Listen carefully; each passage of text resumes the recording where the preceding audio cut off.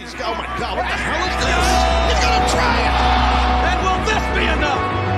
My God,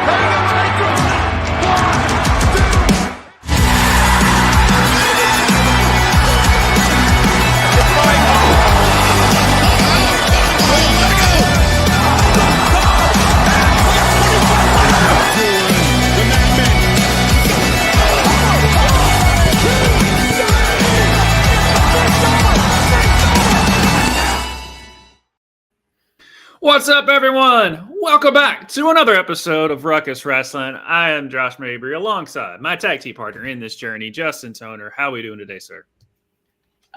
Doing okay. It's been a interesting week. Thankfully, The Rock doesn't want to take my soul, but Yeah, we're going to talk about that because we're going to talk about that. I know it's in the headlines, ladies and gentlemen. As you know, that was part of Smackdown, so therefore we're going to go over that with the Smackdown review for that. So as far as news stories, we got updates that Carmella her contract is expired. It's expired, and I guess they didn't renew it. She did come out and say that she's going to go on as natural for every wrestler who gets released. They initially go on a podcast and do a tell-all of what all went down. Now, we know that Carmella was injured, and then she had a kid, and then I know she was also doing some illness. So there's a lot of stuff that kept her out of the ring. But I was surprised. Yes, people were surprised, especially because her husband Corey Graves still works there.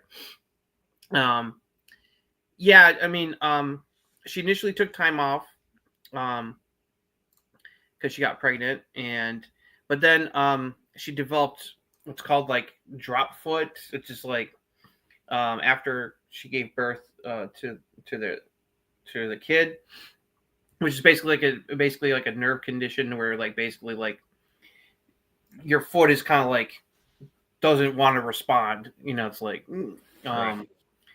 So she's been dealing with that, and so that's why, because people were wondering like, well, why don't she get back? And then she said that she was having to deal with that. And sometimes apparently that happens to some people post pregnancy that this kind of condition can happen. But everyone was kind of like came out of nowhere. It's like her contract has not been. They didn't renew her contract, and she's free and clear. So yeah, she put out posts on social saying that she thanked everyone for checking on her. Said that she's gonna talk about the whole situation in the near future, so we're to see what she has to say. Now it's like whatever she says is like it's not. I don't think that it's going to reflect badly on Corey Graves since he still works there, but didn't seem to indicate that she had said stuff talking about, but we'll see if she's got any kind of issues about how that like that they decided to let her go. I mean, what's her name? Sonya Deville has spoken about her contract not getting renewed and said that she was very shocked that happened, but she's taking it very well. She said, hey, things happen for a reason. It's like one door closes, another door opens. She's apparently been working on like, getting into acting and stuff and stuff. So, and she said that she had no ill will toward WWE. She loved the time that she worked there, and she got along great with everybody. Triple H, everyone treated her great. So she's like, I don't understand why some people like after they leave, like come here, like go. It's like they say bad stuff. It's like, I was like, well, some people sometimes maybe they have a bad experience. It's like, but it's like, Yeah. I get what she was trying to say. But so we just see what Carmella will have to say about being let go. It'd be interesting. I mean, she was always you could definitely use her. It wasn't like, oh my God, I can't wait for that Carmella match, but it wasn't but her storylines and her character work. I thought from what I saw of her work, she came off as being a very good worker. It's like she could have a good match with people. It's like, I wouldn't say she like it was like a work rate machine or anything like that, but I felt that she was a good wrestler. Yeah, but I thought her character work, that stuff that she did with R-Truth, even in the bad times. Yeah, entertaining. some of the stuff, the comedy stuff she did with R-Truth during the early days of the 24/7 title was very funny. Yeah, that was when that's kind of when R-Truth started the whole like challenging people that he can't challenge, and people were weird about it, and like calling people different names and everything. And so they just ended up linking him up with Carmella. Her Money in the Bank run was pretty decent, I thought. With the I mean, she's like, she won Money in the Bank. She was a multi-time women's champion. Yeah. I think, was it her and Zelina won the women's tag titles? Something like that. Yeah. Yeah, because they had that heel alliance going when after Zelina won Queen of the Ring years ago. I remember that. That was just before she took time off when she got pregnant. Right. And plus, it's like her and Corey. It's like she had lost baby previously. It's like so. There was a lot of concern about hopefully that nothing would go wrong with when she kind of got pregnant, and thankfully did not. And it's like so. Yeah. Now is she still technically injured, ill from the birth? I haven't heard that she has. I haven't seen anything that indicates that she's recovered from the drop foot issue, so she may still be dealing with that. Okay, just the reason I'm asking that is because basically, if you think about it, Carl Anderson was still hurt when he got released, which is weird. Tegan's been apparently was like sick like all the time. And she was doing better before she got released. Gotcha. She had recovered. Okay. She had recovered and was like ready to go. Okay. But that's why she was like off TV for like most of last year. Was gotcha. That whatever mysterious illness she got hit with, which she says she still doesn't. Their doctors still don't know what it was. But they're definitely clearing out more room. And it's like they can afford to with who they got coming up in the pipeline and NXT. That is like they got so much talent down there that but it is a bit surprising because of how successful and like it's like Carmella's done it all. She's done a lot, yeah. It's like so it was a bit surprising, Yeah. Because of course, she won't maybe go back there someday, but it's like it's definitely very surprising, and it'll be interesting to see what she has to say because she's probably if she has any kind of issues, she's gonna try to make it clear and not try to like cause any blowback on Corey or anything like that. Right. So. Right. Well, speaking about getting through injuries and stuff, and this is going to be a touchy subject for Justin. But spoiler alert for anybody that's probably going to spoil some things that's going to happen in the future here and why things are happening. Potential spoilers here. Yeah, potential spoilers. But it is reported that Giulia is dealing with injuries and they might be giving her some time off soon, which explains why they're doing this title versus title at Roadblock and not Stand and Deliver. We really don't know much details about what the injury is or anything of that nature. This has just been thrown out there, and the timing of them going title versus title at Roadblock makes sense based off of the injury news. But what other things can you tell us about that? The only thing I've seen is that it's not. Apparently, from what they've been able to tell, they don't not. Because Wrestling Observer and F1 both been reporting about this, and they haven't been able to get many details. The PW Insider had an update today, said that what they've been told is that she's it's not a serious like injury.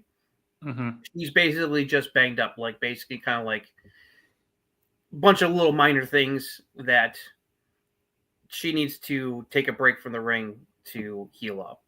Gotcha. Kind of situation. So if that's the case, then it's unfortunate, but that means hopefully she won't be out of action for too long. Right. Do you think that's why she always seems a step slower than we were thinking that like Stephanie is or anything? Do you think that has anything to do with that? Is that just her style? Well, she comes from Japanese style, which is strong style, which is very hard hitting.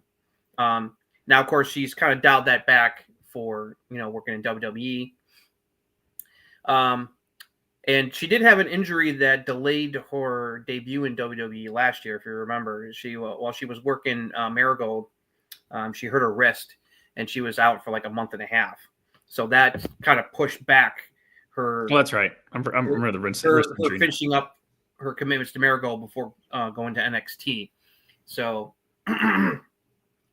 but she was able to recover from that pretty quickly. She was she was only out for like a couple weeks, and then she was back in the ring.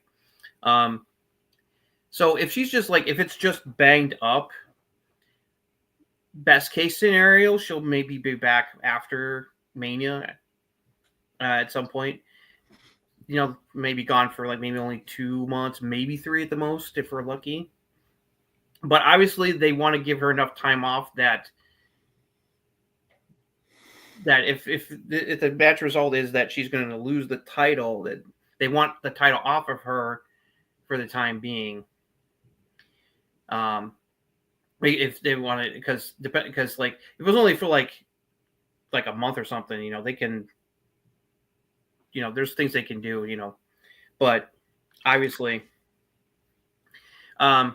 this I was like, oh man, because we'll talk about it, because I was like, at first I was like, okay, well, yeah, it's like I knew, well, it's like everyone was expecting Giulia and Stephanie one-on-one at Stand and Deliver was like the logical course of where things were going. And we speculated, would it be, like a champion versus champion, got her title for title. And it's and so it's oh, cool. Yeah. Okay. That's right. Confirmed. And then later in the night, it's it's going to happen in 2 weeks of Roadblock. And I'm like, what the fuck? Mm-hmm. What? Now, well, there's probably another reason why they loaded up. We'll talk about it. It seemed because they really loaded up Roadblock, and we'll talk about when we get to NXT. But I think it was definitely because I think they want to. There's still tickets that were not sold, and they want to make sure that they sell that place out, because it's at MSG, so it's it's in the theater, which is it's not like the main MSG arena, but it's still an MSG. So it's but if this is true, and it's unfortunate, we'll see what happens. I wonder if there will still be shenanigans like heel attack that will either happen during or after the match to write her off, and see, oh, well, blah blah blah injured her after the match with Stephanie at Roadblock, and she's going to be out for we don't know how long. It's to write her off, to give a storyline reason why she's not going to be on TV after losing the title. So it's probably going to do some kind of injury angle, I would assume. Right. Could be Fatal Influence does another attack. Could be Cora Jade. Ava did it for The Rock. She did it for her father. Oh God, no. So this is sad news. It's I feel bad. It's she just won the title. Yeah, that's the sucky part, because it's we know about Giulia, but the modern casuals are just getting the WWE audience is really is really gotten to she's at the point where she's really over with the fan base, right? Stephanie is clearly more over than her, but as we talked about, I think it's easier for them to connect to Stephanie a little bit more than Giulia, because but and I don't think it's because of language barrier. I think it's more just about how they present themselves as personality wise. But she's still both of them have become very popular very quickly with the fan base. Yeah. Well, I mean, Stephanie's style is that luchador type style people are much more used to, because it's fast paced, and that's just we like that type of style. Much less the way they're presenting Stephanie is just badass, nothing gets in her way. Whereas Giulia is much more has this mystique about her. Mm-hmm. So maybe the badass part translates a little bit better too. on top of it. So, I mean, I'm just grasping at straws of why Stephanie's more over than Giulia. I think she is. I really can't deny it that she's just a little bit more over than Giulia, but I don't think it's like elite. It's not like there's like a massive like difference between it's like she's here and like Stephanie's like right here, like just a little bit above her as far as like they're both getting big cheers, but Stephanie's is a little bit louder. Yeah, it's like gives here you potential spoilers. Name of a band. That's funny there. The women's roster can that's what we were saying. Like the women's roster, so exactly. stacked. It's like especially now that Jordan Grace is here. Yeah, that's a good thing. They can afford for her to take a little bit of time off, and plus they'll have a perfectly built-in storyline because if she is going to drop the title to Stephanie now and Stephanie becomes a double champion, we'll talk more about that. I think we can speculate about where they're going to go for Stand and Deliver if she's not going to be able to do Stand and Deliver. Especially if Stephanie has both titles, what they're going to do, what they could do. But when she comes back, she's going to get the title back. It's like that, it's like so. It's just a bummer. Thankfully, it's not something. I'm just glad it's not something serious where she's going to be out for like months at a time. That would really suck. But so we don't know exactly how long she's going to be out. But if she's just banged up, hopefully it's not going to be too long. Most likely, she'll be back sometime after Mania. Yeah. Stand and Deliver is going to be interesting. Yeah. Especially if Giulia is going to be out and dropping the title on top of that. It's like that's going to shake up the women's title picture for Stand and Deliver big time. We'll get more into that later when we get to. Then Booker T that knee stomp is. It's like it is funny. It's like he's because. That's definitely people pointed out that he's really like he gets all excited when she does like the head stomp move. And the thing is, that's his job is to get the superstar over. So that's just funny there. I think Stephanie just has an aura about her that means she's top dollar. It's like when I want to phrase this right. When we have Stephanie, Giulia, and Jordan Grace all on the main roster, the whole women's division is on both shows are going to go through a seismic shift with when you got three women of that kind of talent who are getting that popular with the fan base, and the main roster is already well aware of Jordan Grace, and they're a little bit more. And it's like, and they've gotten like a taste. They got a taste of Giulia and Stephanie thanks to the Rumble and like the social media, but like the matchups against like who they got up there right now. Plug any of them against Rhea or Bianca or Charlotte, Tiffany. It's like Becky when she's finally back. It's like Bailey. I mean, and plus Roxanne's going to be there as well. It's like, and so they can play off that history as well on top of that, because she's got history with everybody. She's got history with all three women at this point. I really want to see Stephanie Bianca. I just think those two styles just work so well together. Yeah, and plus we're gonna. I mean, Giulia has said that the two people she really wants to face are Io, no surprise, and they teased that in the Rumble. Giulia and Io had a little bit of a face-off during the Rumble match, and also she wants to face Rhea, which would be like that would be a hard hitting match. Yeah, Giulia versus Rhea. Yeah.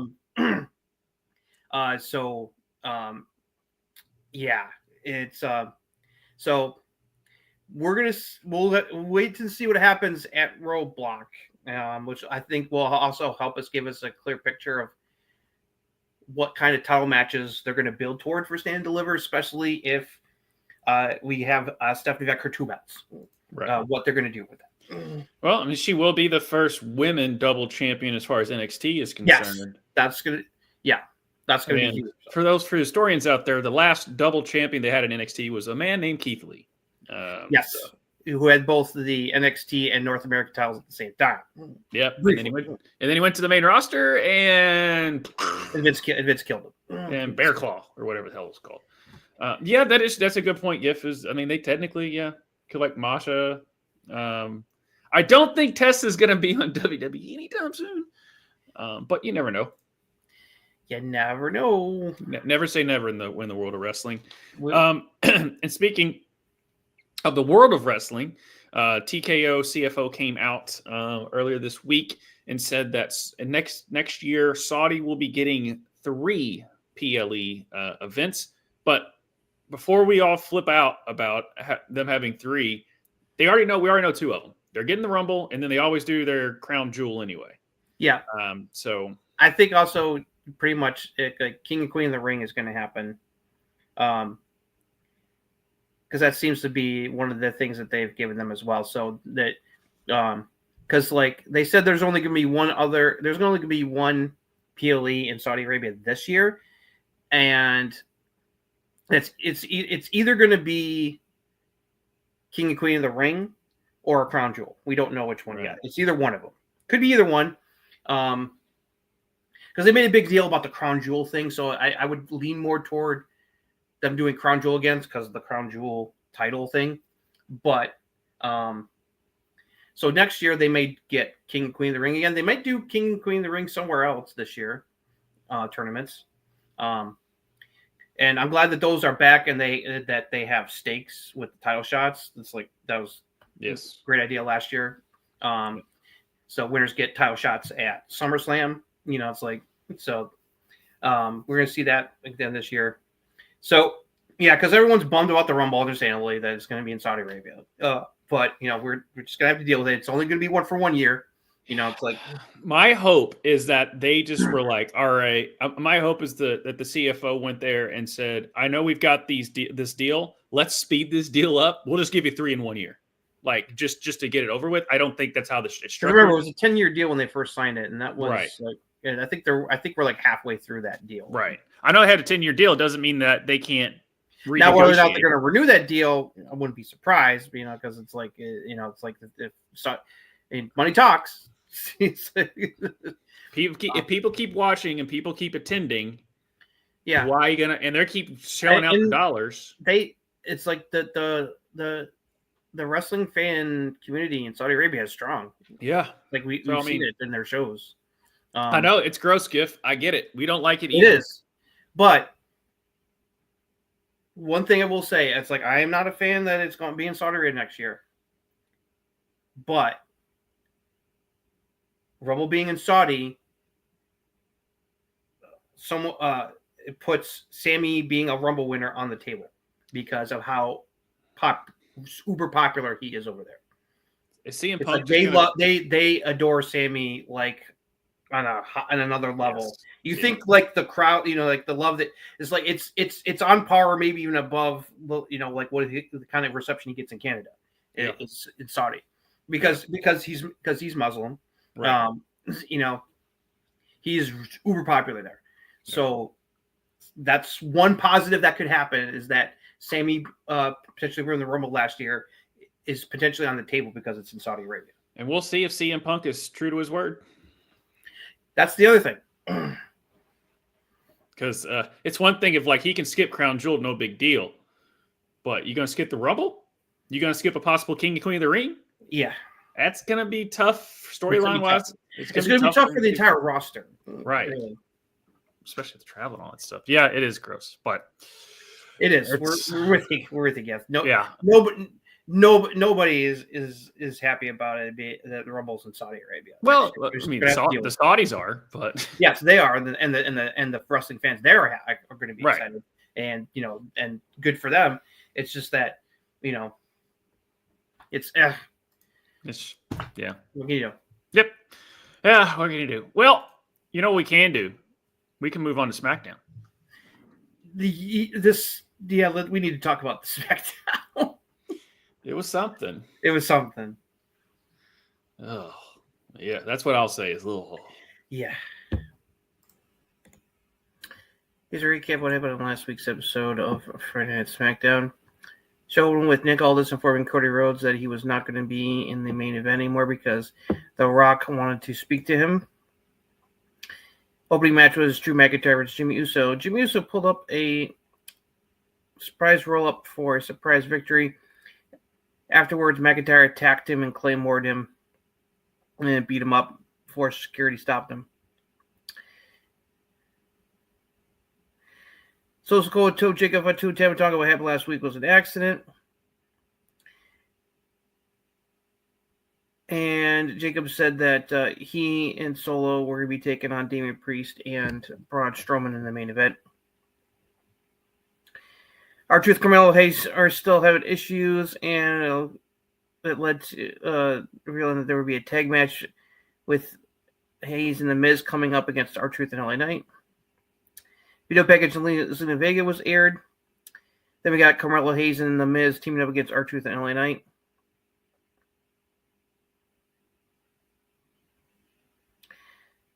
Back and forth action until Shinsuke Nakamura appeared and attacked Knight, which allowed Carmelo Hayes to take advantage and pin LA Knight to give the victory for the heels.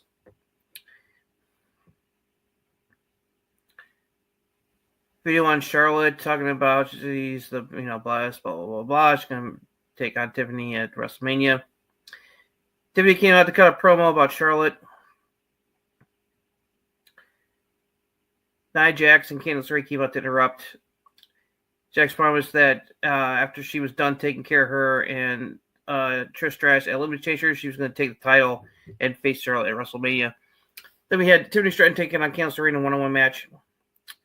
Tiffany won with the prettiest moonsault. After the match, the heels attacked her for a beatdown. Trish Stratus tried to make the save. They fought back for a bit, but ended up eating a double annihilator from Nia Jax. Charlotte then came out and once again talked trash to Tiffany while she was laying down.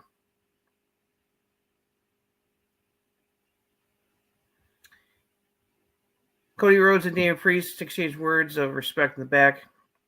And then Priest talked to Strowman, said that they're cool and on the same page for the tag match in the main event.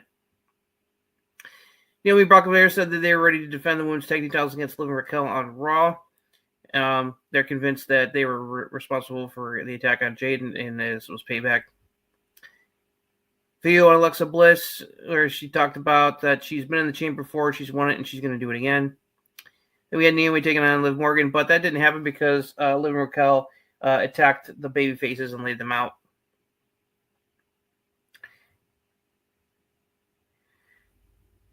Then we had Chelsea Green, Piper Niven, and Chelsea complain about how she's not an Elimination Chamber card. Then we had the Rock and Cody confrontation, where basically Rock was like, I want you to be my champion. I want your soul. Basically saying that he basically wants Cody to sell out to him. And he wants his answer Elimination Chamber. Then we had a tag team title match, DIY against Pretty Deadly. Match was going fine until once again the Street Profits showed up and attacked, causing a disqualification. They laid both teams out. More machine guns ran out to attack the Profits, and they got laid out as well.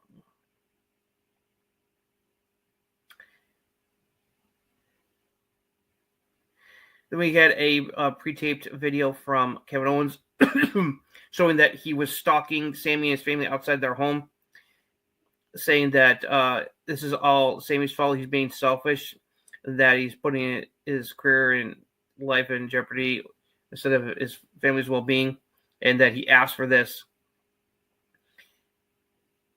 Then we had the main event, Damian Priest and Braun Strowman taking on Jacob Fatu and Solo Sikoa. Due to miscommunication between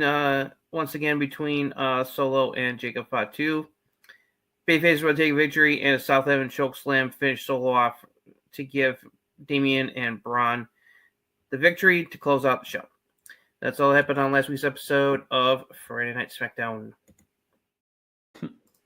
All right, I'll start off. I don't want to get the Rock stuff yet. I don't want to do it. I want to do it. Yeah, we can save Rock and Cody for last. This is it. I can see how it could work. The Miz don't Miz. The Mellow don't Miz. I don't know. I'm not. I feel like it. It's like I don't want it, but then I can just see how. I don't want Mellow to be tied to the Miz. I know you don't, but that odd couple stuff works. I don't know. We'll see. This is what I'm. The most important thing is that Melo is actually winning matches and not jobbing. So right, it's progress. right. And more of his character work is really starting to settle in. And plus, working off R-Truth can never go wrong. No, the whole R-Truth playing with the him stuff is perfect. That's something that R-Truth would get confused about. No, but you're Carmella. No, I'm here. But no, you're Carmella. Right. No, you're Carmella. Priest has. He's gotten a bit bland. I will agree. Very one note. They need to give him something. Yeah, and they keep mixing up his music, and it just doesn't work. But yeah, no, Priest has just become just kind of very one note. I didn't really care for it. I don't know about you. I'm going to be honest right now. I thought this episode was crap. Of all the episodes we're reviewing tonight, this was easily the worst of all. Yes. Of all four. Yeah. This show was not good. No, it wasn't. It just you can tell, and you can tell stuff, like as bizarre as the Cody Rock thing went, the potential for what it means for Mania is definitely has got a lot of interesting possibilities. Yeah. I mean, I like the Jacob Solo stuff. The deterioration between Solo and Jacob is continuing. They're obviously the rumors that they're going to have a Magic Mania make sense with the way the storyline is going. And Jacob and Braun, like as they got mad chemistry. The crowd just pops every time they do a stare down or get in the ring and go to work. Right. So my problem. Okay. I get what they're doing with the profits. I don't mind the beatdown. What I don't like is that once again we have DIY is supposed to have a match and it's completely thrown out the window because of the street profits, and they get their asses kicked again. It's a bit much, and plus they laid everybody out, which I get, but it feels like they've overdone it a little bit. It's like they got to turn things around here. It's like, that was frustrating. There wasn't a lot of interesting stuff going on, honestly. Like the way Charlotte is, I'm not liking the way it's like for the second week in a row, they have Tiffany laid out and Charlotte being all mocking out all over. It's like, let's move on from that, please. Cause that's all it got old real fast. It's like, and it doesn't make Tiffany look good right now. Okay. Yes, they have, but this was weird too. It just came off weird to me because it's like, as soon as he got done, this is like the creepiest, like what the fuck is wrong with you I've ever seen Kevin Owens, and all the time I've been watching him. Yes, this is creepy, but and it comes off well. But knowing that they actually are best friends, I just can't not picture of him being like records it, close it, and then he walks. Goes inside. Like, yeah, it was like, and Sam was like, "So how'd it go?" He goes, "I think it went well." Like, right. I'm just picturing that. Like, because everyone, the social media was blowing up, being like, everyone was like, quote tweeting that video, being like, good and damn well, he turned it off, walked back into the house. That was one of the few highlights of this block show. Yeah, was that because even the Candice Tiffy match, still, it was kind of clunky. It was. Hey, Big Jim got a win. Didn't care. Yeah, that's the other thing. Like, why are we having McIntyre losing matches right now? It's like, what are they doing to my guy?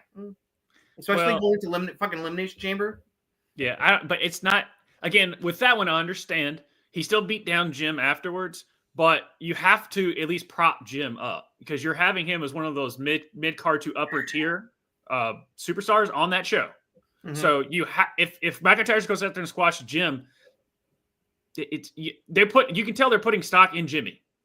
Yeah, so they're trying. McIntyre losing that doesn't do anything for him as far as like lowering him down or belittling. No, I was just like, well, it just annoyed more. I was like, and also it's very obvious that Naomi Liv, we're supposed to have a match, but they're like, oh well, The Rock's here now, so no match. Yeah. That's what got cut. Okay, so let's go over this 20 minutes that could have been done. Okay, I was listening to Wrestle Talk earlier this week, and they were kind of going over They were going over Raw for a little bit, and they were just like, they actually did a highlight of The Rock and Cody's segment, and it was great. But also highlight the fact of you didn't need 20 minutes to they did it in 90 seconds. What The Rock mumbled and bumbled. Everyone was joking online. Rock, okay, the end point. Okay, we get it, but get to the fucking point. Yeah, you and I, we're friends. Me and you, we're friends. Our mom, their moms like each other. Did you know our moms like each other? Hey, crowd, you don't like moms like each other? By the way, between heel Rock and face Rock, he was switching from face to heel quicker than Big Show. Yeah, it's like I heard more than one person joked about that. It's like, oh yeah, it's like even JD Durk is like he was flopping back and forth between face and heel, like it was Big Show. Right, and it was just like, get to the point. And then he finally goes, I don't want that title. I'm like, okay. He goes, I want your soul. And I'm like, okay. Once we got to the point, I'm intrigued. At first I was like, but then as I sat on it, like other people, I'm like, okay. What he's saying is he wants Cody to sell out to him, to be basically be the corporate champion to him, like he was to Vince, right? When Rock was his corporate champion during the Attitude Era. It's like to sell out, to sell his soul to him. Mm-hmm. And so it's like, okay,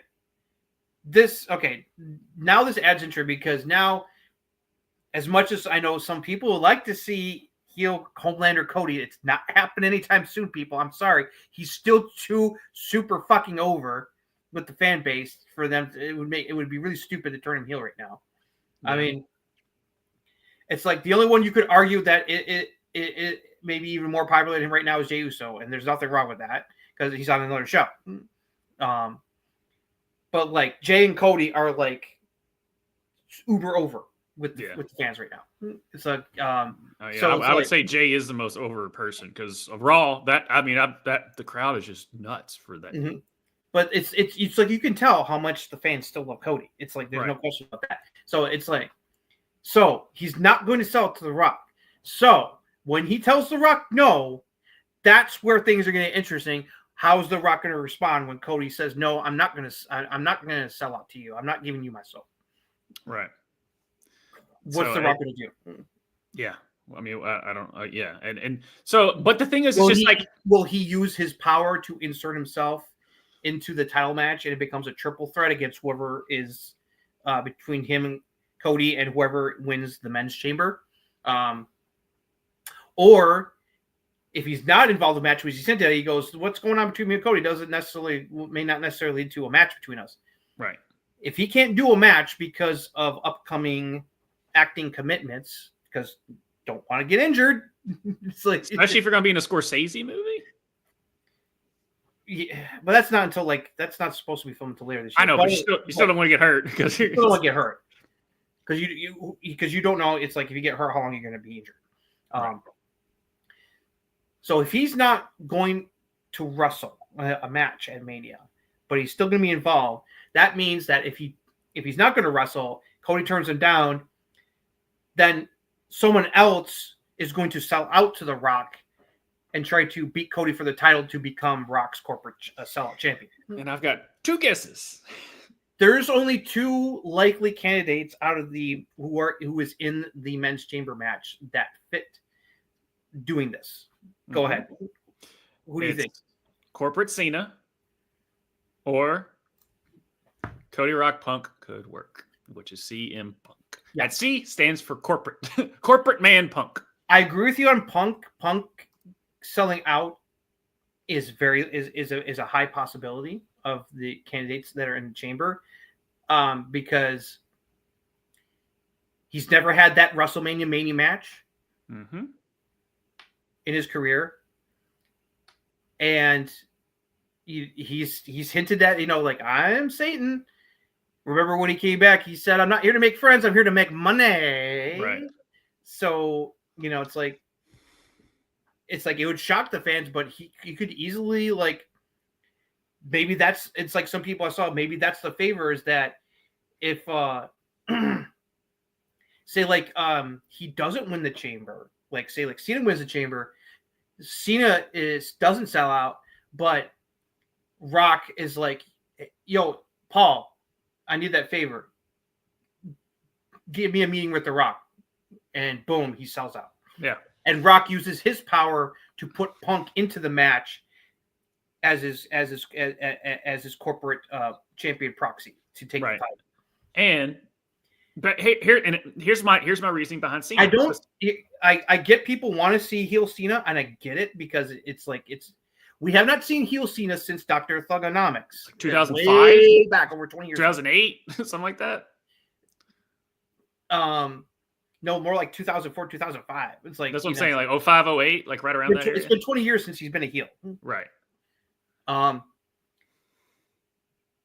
Doing it while he's doing his farewell tour doesn't make that much sense. Not when he's this popular with the fan base as well. I get it's like it would be a shocking swerve, yes, but I don't know if it would be the right move. It could still happen. I think that's the least likely. Yeah. Only other now Seth, no. Damian not going to sell out. Sammy, no. I mean, plus he's got the KO stuff going, and I think the KO Sammy match is like that's it. Like, there's not going to be a WrestleMania match. I think this is it. This is the match. We'll get into that when we talk about the chamber predictions later. So it's like who else is in there? Logan Paul, no. Yeah, Logan Paul, no. He's not winning that. Priest, no. Damian, no. The only other person that would make sense, even though he's already heel, would be Drew McIntyre because he is shown to have a relationship with The Rock. Remember, he gifted him the sword. Exactly. When he re-signed last year, there was the social media video that Rock put out where he sent him a gift of a sword to congratulate him on his new contract. On the Raw debut of Netflix behind the scenes, he and Rock were talking backstage. He whispered something in Rock's ear, and The Rock said, "Don't worry, I'll take care of it." Yeah. Also, Drew said that, not saying what he talked to Rock about it, he goes, "The Rock is working on a favor for me, and he's going to get back to me." Yeah. So they've already hinted that the Rock is going to do something for Drew. Yeah. Now, here is I think Punk makes the most sense. But that wouldn't be as shocking because he's already heel. Right. So, like, if they wanted the shock factor, having Cena or Punk sell out would be the more like, oh my God, it's like moment. Right. Punk makes the most sense. I'm leaning toward Punk right now. Now, here's my reasoning behind Cena. I don't think it's going to happen. I'm going to go way back of how it could possibly happen. I'm going to be like the booker and like sell you on it. Okay. So it's not going to happen. I don't think it's going to happen. It's going to follow the storyline because this is the most like, we finally got The Rock and everything's last minute right now. So I don't think this has anything to do with it, but they could easily use this. When Cena lost the Rumble, he goes in that press conference and cuts one of the best promos I've seen Cena do. Yes. But here's the thing. He finally said, I don't have to earn anymore. I felt like I've earned enough. Screw you guys. I'm in the Elimination Chamber. So he's already starting to pull his weight. Yeah. And Number two. The key line that people have pointed out that was very unfaced Cena-like was, I'm going to be in the Elimination Chamber so I can win it, go to WrestleMania, win my 17th World Championship because that's what's best for business. Yes, and he's so desperate to get that 17. He's willing to do whatever it takes because, guys, what's his 3 mantras? One of them is hustle. What would you do? Well, who else would you do other than Paul Heyman, who's the Heyman hustle? But The Rock, too, because hustling doesn't always mean just go grind it out in the gym, do the work in the ring. It also means to be good politically, which we all know Cena's doing. That's why he was on top for like 15 years. Giff has been wanting Punk to go back to Cena for some time. So I know Giff will be one of the people that will be thrilled if Punk does turn heel and sells out to The Rock. Right. So Orton is a KO. I think that's Kevin Owens. No, I think Randy is coming back either during or after Kevin Owens versus Sami Zayn to set up KO versus Randy at Mania. Yeah. Because How many times does Randy Orton need to sell out to get a championship? He's done it like 4 times. he's sold out so many times, it's ridiculous. It's like, Yeah. it's like he also sold out to the Authority, like Seth did back in Right. the day. It's like, Right. like remember, when he cashed in on Daniel Bryan when he had Right. Money in the Bank. Yeah. He sold out. He made a deal with Triple H. Triple H, took Daniel Bryan to Dick Kick City, pedigreed him, and then let Orton cash in and win the title. Yeah. And that pissed everybody off. Yeah. I'll never forget though, as far as like Orton like doing something multiple times, is when New Day was cutting a promo on like him and Dean. And he was just, and they were like, the Shield never did that. Like they were kept doing it. Like Orton, Evolution didn't do that. Legacy didn't do that. The Wyatts. Damn, Randy, how many groups have you been in? And it popped everyone. And even like Orton was laughing, and Dean was just like sitting there, put his hand over his mouth because it just popped everybody. And I was just kind of saying things like, "Damn, Randy, how many times are you gonna go corporate?" Yeah. Yeah, no, it's like I know some people are thinking, well, it's like you can come back and go after Cody. That's eventually going to happen, but he wants to get his revenge on KO first, but before he would turn on Cody and come up with the title. Yeah. Yeah. The thing with Triple H's booking is that he loves long form storytelling. Long-term booking, baby. Long-term booking, which has been great. Yes, there's been booking issues with certain people. And not women perfect all the time. No, he's not perfect. But this has been the most fun as far as episodic week-to-week television that WWE has put out ever since he officially, not he in the weeds, and then they finally like had nothing to do with Vince. But when he finally it was Triple H's game. It was his game, and now you're playing it, and it's been a fun game. Okay. Yeah. So, as clunky and fucked up as the whole segment was, this adds the kind of intrigue to the road to WrestleMania that we've been missing, like we had last year with the whole drama of Rock trying to steal Cody's title shot from under him after he won the Rumble, and how that led to a great WrestleMania. So it's gonna be very interesting to see how the Rock is going to respond when Cody says no, right? And then we're gonna go from there. Also, the placement of this on the card is gonna be interesting. Is the Rock and Cody segment going to happen before or after the men's chamber match? I don't know. That we don't know. Interesting to see where they're putting that, but people were like, man, we really want Rock Roman, and that would be great. But last year's WrestleMania showed the better feud and the big feud, as far as that gives us goosebumps of like the Austin Vince McMahon era, is Rock and Cody is a bigger feud. I expect Roman to do something, especially if Roman has to respond to the Rock wanting Cody to be his champion, is like a brother to him. Roman's got to respond to that. Be like, yo, cousin, what the fuck are you talking about? Right. Yeah. It's been interesting what Roman does. And plus, I just really want that Seth. I would think Roman would have a problem with him wanting to. Yeah. Like, why didn't you want me to be your champion?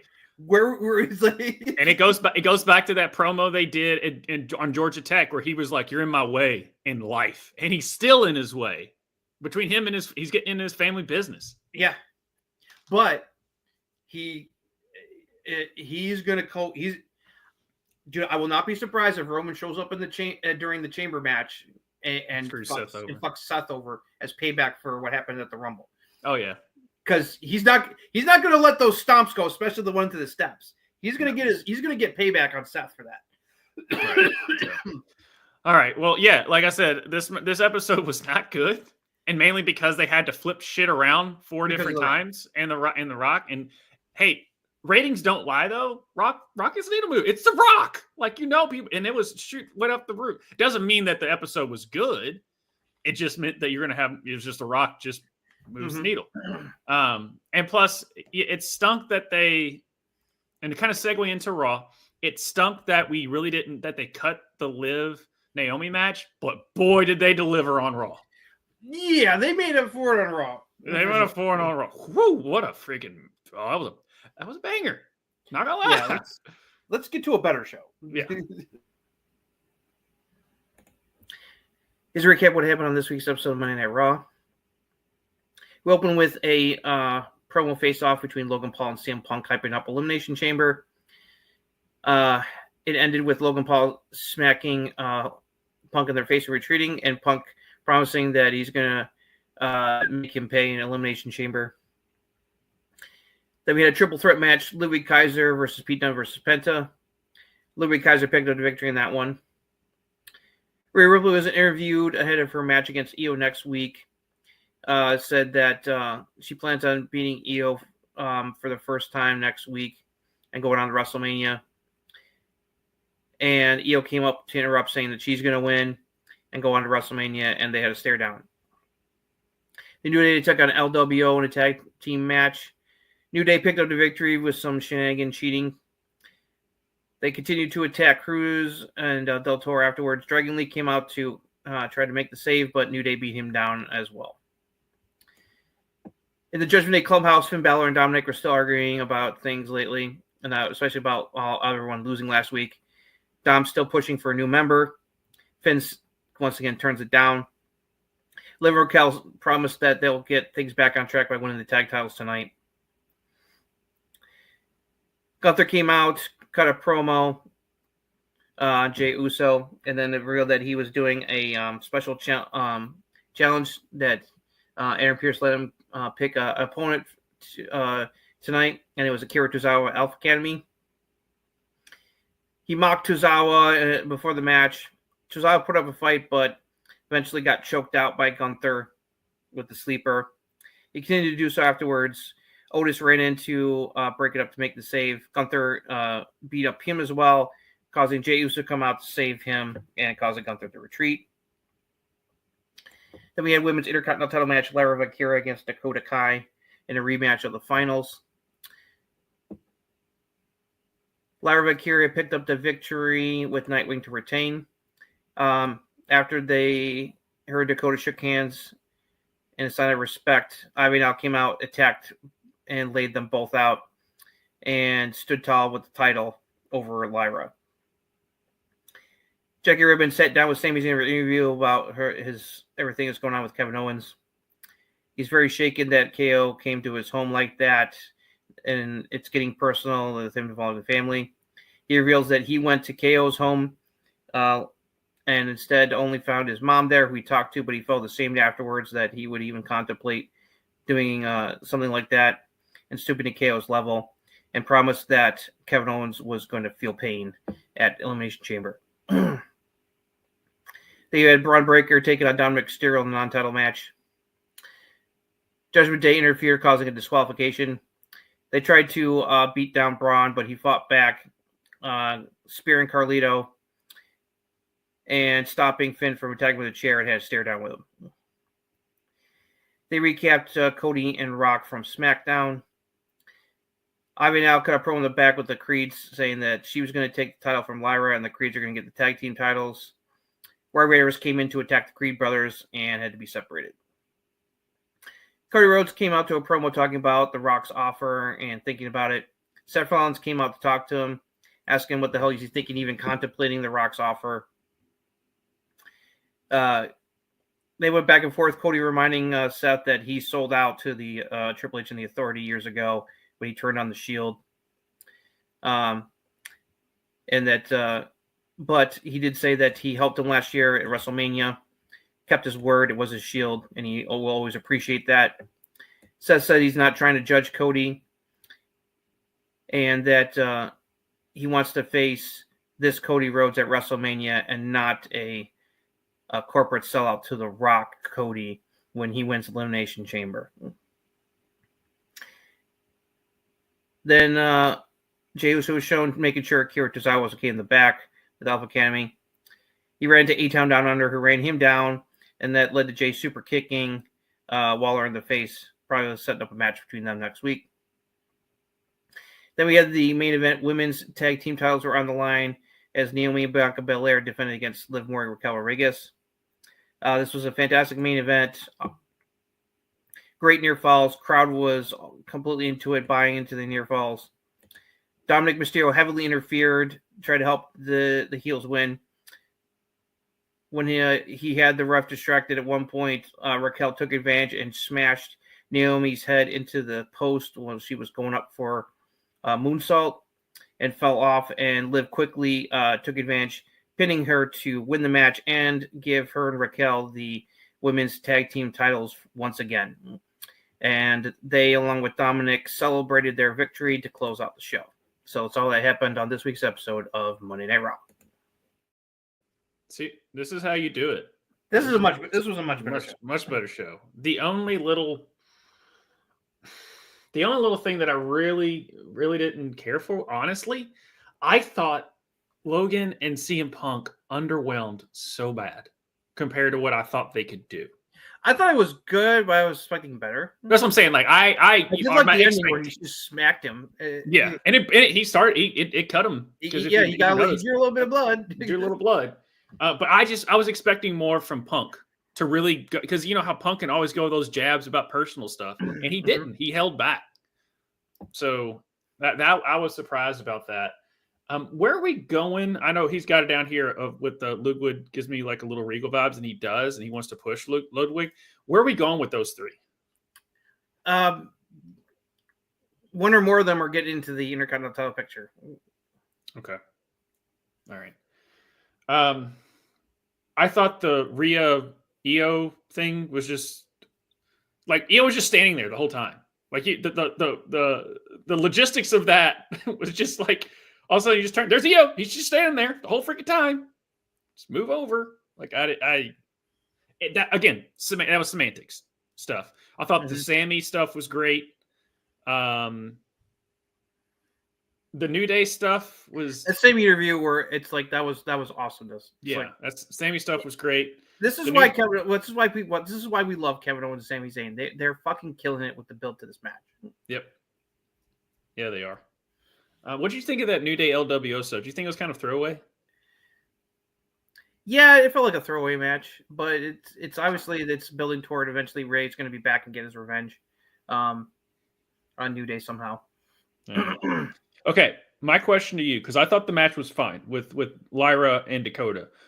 Do you think we needed it just so Ivy can do that move to Lyra to kind of make her seem a bigger issue than? But it's like they definitely need to put Lyra in more heel matchups because it's like it took the crowd a bit to get into the match. It's like they eventually got into the match. Those two are so good together. Yeah, I think that's why. It's like they eventually won the crowd over, even though the babyface were babyface. So, yeah, let's get to the Ivy match, get that out of the way, and see who else is going to be her challenger, because I don't see Ivy just taking the title from her. Yeah. They are definitely more jobber world right now. Yes. Now, this is how you do a squash match and still continuing your story with Jay and Gunther. That was fun.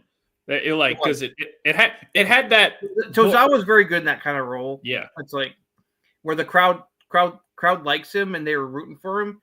And it's like even though it's like you knew in your mind there was no fucking chance he was going to be Gunther. It's like it's so crazy because Otis can take 17 L's in a row and it doesn't matter. The crowd loves Otis. Yeah, it's nuts on that. Okay. So that worked. Braun and Finn and AJ?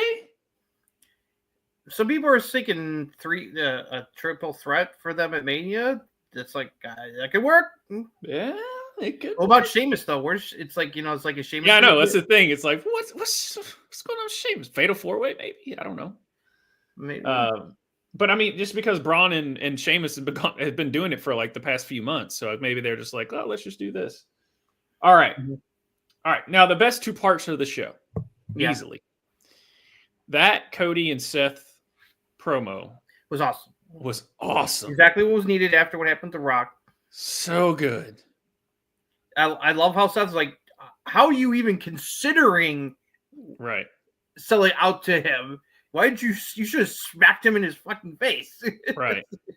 But Cody made points. He's just like, I finally got here and I did it all by myself. Maybe I could use some help to keep it. Like at least the way he did it kind of You get told me, understand like, why he's contemplating it. entertaining the possibility of it. Yeah, like because at first you're like, no, he's not gonna do that, and then when he says, I'm like, I did like how he's like, well, Seth, be careful what you're talking about here, because it's like you shouldn't be the one talking about selling out. It's like you sold out the Triple H and turned on the Shield. yeah, and then Seth came back and goes, and I live with that every day with a regret. And he's like, I don't want that for you. I don't want you to live. I like with that, but I also like that Cody's like, yes, you it's like you've turned on people, you've sold out before, but you were there for me last year, and I'm not gonna forget that. It's like you were. It's like you said you'd be my shield, and you were. It's like you had my back at Mania. That's why I won. Yeah. And I just like I don't want your soul, but I want your title. Yeah, that's great stuff. It's great stuff. It's like Seth did a good job of serving as the angel, being like, no, Cody, don't even think about selling out, dude. Right. It's like, right. Don't do it. Seth is just these past few weeks. Seth, like his promo work with Sammy was great. Yeah. His match with Finn, even though we knew it was going to happen, still sucked because Finn's just it's so good in the ring. And then his promo work, it's just like. So who's going to be the new member of the Judgment Day that's going to lead to Finn getting kicked out? Because Dominic keeps bringing it up and Finn keeps saying no, that it's leading to something. I don't know, because I was thinking it's not going to be Alistair. People are thinking Omos, because it's like that would be interesting, because that's mega muscle right there. Another heavy for the men's side that could be useful. It's like, especially to get their way. It's like, we'll see. Yeah, they wouldn't turn AJ heel this quickly because he's come back as a face. No, he's not going to do that. I was just thinking about like the Bullet Club lines of, because like the Judgment Day has like 17 different iterations of it at this point, just like the Bullet Club does, and AJ was part of it. And plus, when Finn left, AJ was the new leader of the Bullet Club, so I just thought that was funny. I'm just looking into way too in the weeds on that. Yes. But dear God, the main event was awesome. Hey, Raquel, hand up. You proved me wrong, because it's the best Raquel's looked since she came back. She was so good in this match. All four of them. They were all four ladies cooked in that match. All four. Like today, like Stevie Richards, like on his YouTube channel as part of his podcast, broke down the ending of that match to be like, this is how you fucking do it, boys and girls. Right. I was sitting all the near falls. I was like, I'm on the edge of my seat, and those women destroyed. Mm-hmm. But yeah, I know I was giving shit to Raquel because I thought she couldn't. It was clunky with her and Roxanne. Yeah, totally. And then you totally redeemed yourself, and I'm like, okay, you got me there, Raquel. You got me there. Because I mean, ever since Raquel's come back, people have been like, whatever. She's just been a throwaway. Now it makes sense. And I thought someone would come out and take Dominic out of it, but Dominic wasn't the reason they won. He was the reason they didn't lose. He interfered enough, but he wasn't the reason that they won. And that's what I like too. He just kept it going. Yeah, the near falls were great. Yeah, and plus I love the finish where it's like Raquel just whams her head into the post. She falls off, and Liv immediately like pins her and wins. It's right. That's classic heel. That's how a heel should be. It's like it's like boom. And I've said it before, and I'll say it again. Instead of overdoing it by picking her up and doing the finisher, no. Right. It's like Naomi is knocked into next week, and she takes advantage and gets the pin. Boom. Yeah. So where does Bianca and Naomi go from here, though? I think we're getting. I'm hoping the Jade reveal is going to happen at Elimination Chamber. I mean, she's been at the Performance Center for like 2 months or something, just training. Yeah. It's going to happen. It's like one of them was the culprit, and it's going to have to deal with the Wrath of Jade. As for the other, it depends on who is the guilty party. I don't know. Because like if it's not Bianca, then that increases the likelihood of Bianca winning the chamber. Because we'll get into that prediction because it's weird. Where would you like? Because Liv now being the one half of the tag team champions decreased her odds of winning the chamber because it's like How is that gonna get defended at Mania if she's involved in another title match? So it's like Soul Monster put it. It's like Soul Monster was saying Liv, but he goes. But if Liv and Raquel win the tag titles, it's like nah. It's like right.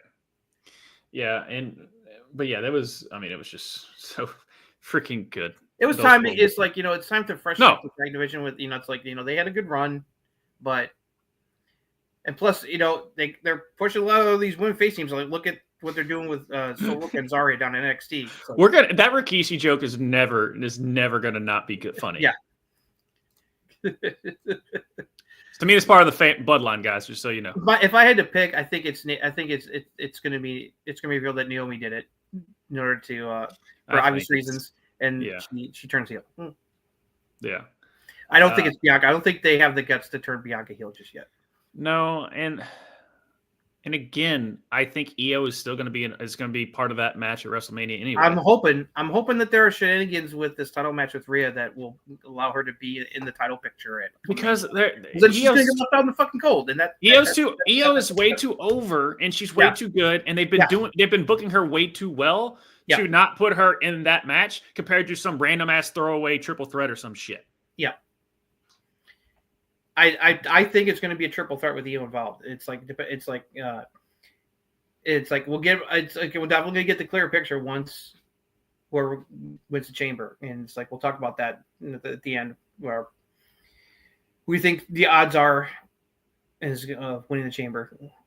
Yeah, but this was a very complete show. Yes, and there was just like the only things that I didn't disliked about it. I mean, it was just semantics here and there, but I thought everything kind of as a whole, this is a 4.5 show. It's a 4.5 show for sure, especially with those last two segments with Seth and Cody, and then the tag match. And as much as I love this show, I'm just going to give a quick little preview.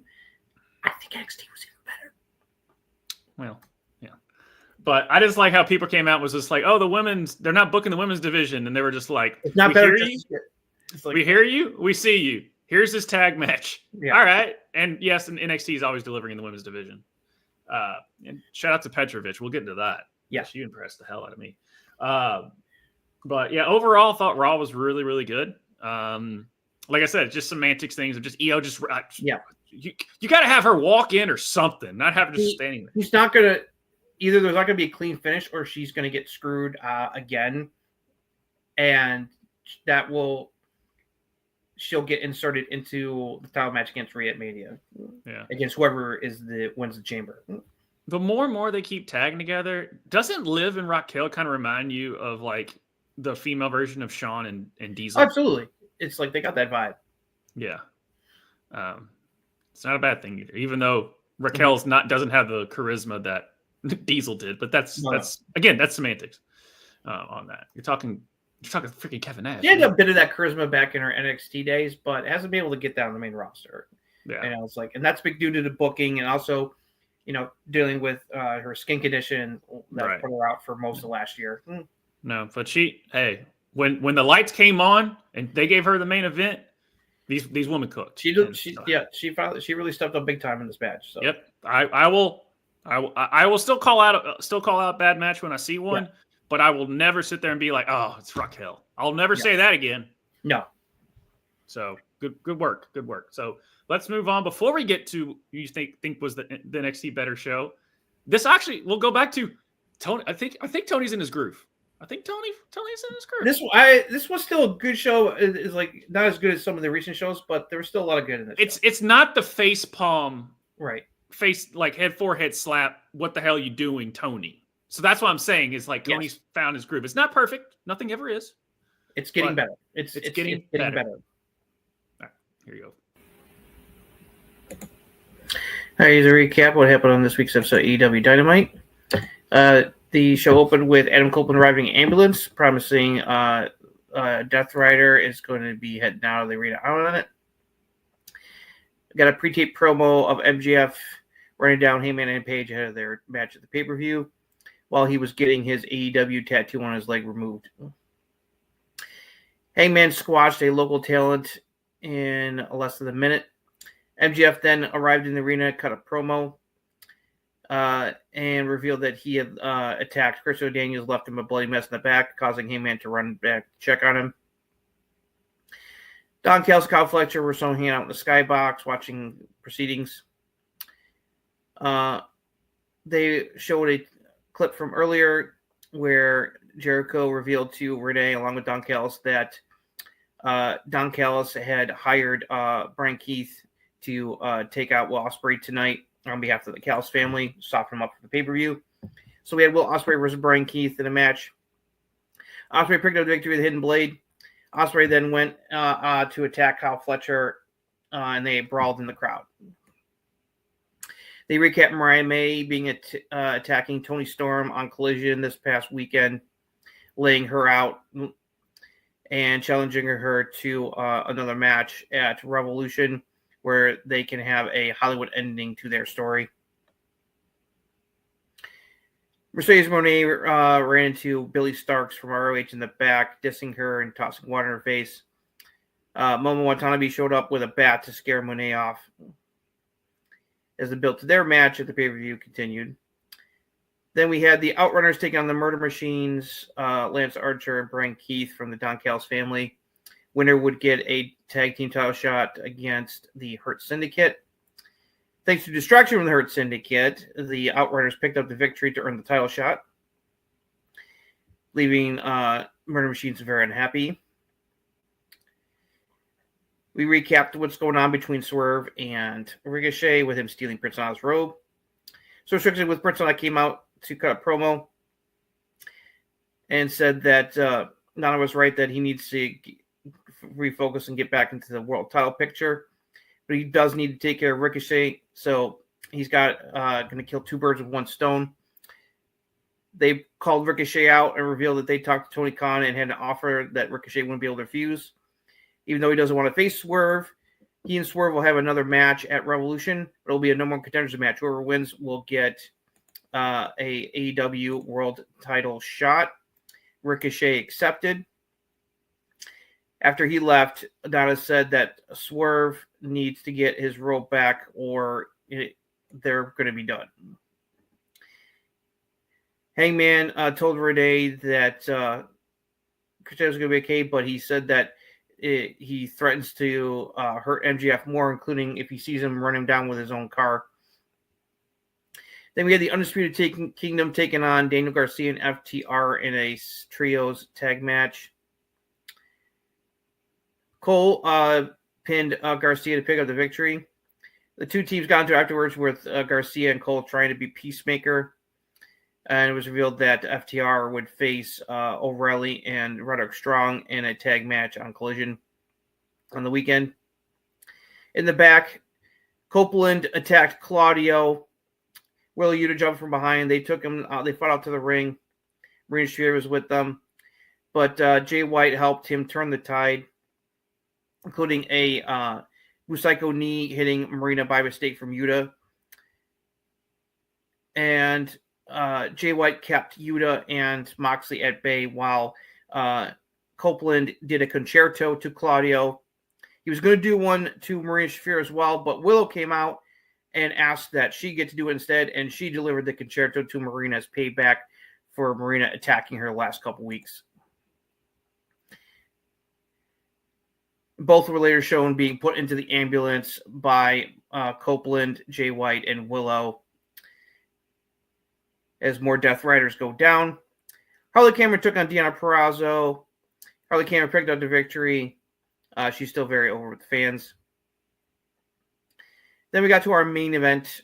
International title on the line is Konosuke Takeshita defending against Orange Cassidy. Fantastic main event with Callis on commentary. Orange Cassidy came a couple times pretty close to winning, but not enough. But Konosuke finished him off with Raging Fire to retain the title and stood tall, close out the show as he had a date with Kenny Omega at the pay-per-view. So that's all that happened on this week's episode of AEW Dynamite. That opening of literally just Hangman drives in, gets out of his car, walks to the ring, squash. I was like, yeah. And then they start off. I was like, that was cool. I like the way they started that. He's getting it. It's definitely better. We'll see if this keeps up. But I will agree, Giff, that the build toward Revolution has been one of the best builds toward a pay-per-view they've had in a while. Yep. There's a lot of the builds to a lot of these matches have been very good. Looking forward to seeing what's going to happen. Yep. Yeah, and then I don't know, something about Willow. She's just No, I liked it. The callback. I was like, oh, Willow, she's here to get payback on Marina for beating her up the last few weeks. It's like, now let me concerto with this bitch. Yeah. One thing that here's some typical Tony stuff. What happened to rated FTR? They're just like, by the way, that's not even a thing. Yeah, it's like I didn't see 2.0 didn't get like injured or anything because they were working with Garcia against the Death Riders on Collision this past weekend. Yeah. That was weird. That didn't make any sense. The match was good, but it's story-wise, I'm like, I get while you're doing it, Adam Cole, Daniel Garcia, give me that. But it just feels like that's going to be on Collision up against Elimination Chamber, so nobody's going to be watching that, unfortunately. And then also too, I know this isn't this show, but speaking of Collision, just can Mariah May and Tony just feud forever? Not forever, but the feud has been with her like in her lap and just her like doing the promo. Yeah, it's like, why'd you make like she's like completely like unhinged. Like, why'd you make me do that? It's like oh yeah, you're a real psycho now. Yeah, it's like she's like Kevin Owens level psycho. I was like, why are you making me do this? It's like, no, you are doing this. You're crazy. It's that like I'm just like, oh, that's that cinematic stuff that. The women's division, other than NXT, like that's a feud that women's feud between Tony and Mariah. I'm glad that despite the loss to Mercedes, that Harley's over it. So what they were trying to do worked. Even though she lost, it helped get her over. She's over with the fans. I just feel bad that Deanna has to be the one that had to take the fall for her because Deanna's like going nowhere. And then plus her stable's kind of gotten stale. And oh, I forgot to mention. Did you see Thunder Rosa? Tried to explain what the fuck happened last week on Bus Open Radio. She tried. That reeked of, I wish I could tell you the whole story, but Tony won't let me. Because it's like she kind of explained it, but not really explained it. Like she was like making it sound like it was more her fault, but I was like, I don't think it was your fault, Thunder Rosa. No, depending on this could be one of the greatest storylines in women's wrestling. Yeah, Hollywood ending is Hollywood ending. Yeah, but I think Tony's going to win this rubber match and put an end to the feud. Yeah, I think so too. I'm just wondering, I'm wondering where the hell Jamie Hayter is. It's like, they're starting to get some solid talent and they're kind of booking it right. So because you've got. As far as like creating new women stars, because you've got Harley, Megan Bain is just a walking superstar. Chris Statlander's really gotten up there. Willow's great. Yes. So you've got some core like solid. Yeah, it's just book them well. It's like try to give them good storylines, like he gave to Tony and Mariah and their whole feud. Right. It's like Mercedes it's like she says the same thing every week. She's just like. Yeah, it's like getting bored. It's like I'm like, when are you gonna drop the title? And I hate to do that because I've always been a fan of hers, but I'm just like I'm really looking forward to you dropping the title now. Yeah, I thought she was going to drop it to Harley, but again, I understand why they didn't because Harley came out of nowhere and she came in like a. Okay, I was like, what the fuck is Billy Starks doing on AEW Dynamite? Because she's been in ROH like forever. Right. Billy's great. She is, but it was weird. And if you don't watch ROH, you're not going to know who the hell she is. Right. That's the issue. So I said in the Discord, I'm like, is this a way to bring Athena into the picture? Yeah. Like he was saying, Monet versus Athena. That could work. But also, my only worry is that if that happens, then Athena's gonna job to Mercedes, and that shouldn't happen. Right. So the Swerve Ricochet stuff, I'm eating that up. I'm enjoying it. Mm-hmm. I don't know about you. Yeah. The MJF Hangman feud is one of the best things going. Oh no, by far. This Death Riders thing, it's like this better lead to something. And it's like, and I don't know if you saw what Giff and I were spitballing about how this is going to end, because he's doing what he said. He's taking out all the Death Riders, so it's like Wheeler Yuta. He's probably going to get Wheeler Yuta. He's going to take care of Wheeler Yuta, if not on Collision, but on Dynamite next week, because next weekend, not this weekend, but next weekend is Revolution. Mm-hmm. So it's like, okay, what's because either he's going to win the title, but then his old buddy Christian fucks him over once again, cashes in the That's what I'm thinking. That's what I'm thinking. Or the other thing is, he looks like he's about to win the title, but Jay White turns on him, and Moxley still is the champion. Because that's the thing with me is like, where does Switchblade fit into all this? Yes. That being said, the beatdown, it looks like Jay's actually having honestly fun. I want the Death Rider thing over with, so I'd rather go with option A, where Edge wins, but then Christian cashes in his Money in the Bank style title shot and takes the title. Yeah. Some people were complaining that they were like, really, the Death Rider's been running roughshod all over AEW for months, and then Edge just takes them out. I'm like, you have to go somewhere with it, because it's been going nowhere for a while. So, or you can even more convoluted, because if I remember correctly, his name is not on the contract. He has to sign his name on the contract and then cash it in. What if he tries to cash in, but Jay White takes him out, steals the contract, cashes it himself, and then takes the title? That definitely sounds like a Tony Khan. That would be hilarious, because that would fuck Christian over, which would be fucking hilarious. Yeah. No, Jay. Yeah. Jay needs something to, because Jay White's great. Okay. He ran roughshod all over in New Japan, and then when he signed with AEW, I'm like, I'm a little worried about it, and it just hasn't really like when he was feuding with MGF over the AEW title, that was great, but then ever since then, it's kind of like he's been in limbo. It's right. It also didn't hurt that he had Bullet Club Glow, but everyone in Bullet Club Glow except him got hurt. Right. The Guns both got injured. Juice Robinson is injured; he's still out. The Guns are back, but they're not associating with them right now. So it's like, is Bullet Club Gold over, or Bang Bang Gang over? I don't know. Yeah, then that's the one thing about, like, when a group breaks up, they're just not together. They don't ever tell you. You just have to. Yeah, he's a good talker. He's a good talker. Yeah. No, Jay's a complete package. He's not the greatest talker in the world. So we'll see what happens. But that was also, good. And then, whoever's in the production truck, can you wait to cut to Christopher Daniels? Right. As he's blading himself. Right. It's like the time everyone makes mistakes, but also too, speaking about that, why do you actually have him like an actual wrestler? Why was nobody else going over to help him until Hangman showed up? Why is no one going over to help him? And also too, I never understand that when you have like wrestlers that get beat up in the back that are bleeding, like you don't actually have to cut yourself. Like there's enough stuff that you could do. But that's just more of I don't understand it, but whatever. You just want to be real. Let's talk about this, the banger of a main event between Orange Cassidy and Takeshita, because holy cow, did that match look like a fucking... Once Takeshita had a bad match recently? I don't remember last time he had a bad match. Oh, I think he's one of those people like Gunther who's like incapable of having a bad match, and it's like yeah. So because that was great. I love that. How it's like he stole Orange glasses, and later he stole them back from Callis. That was the one thing. I was hoping Oranges would keep bringing out sunglasses like the whole match. That would just been so great. Like, I knew he wasn't going to beat Takeshita. We're going to get Takeshita Omega at the pay-per-view, but it was still a great match.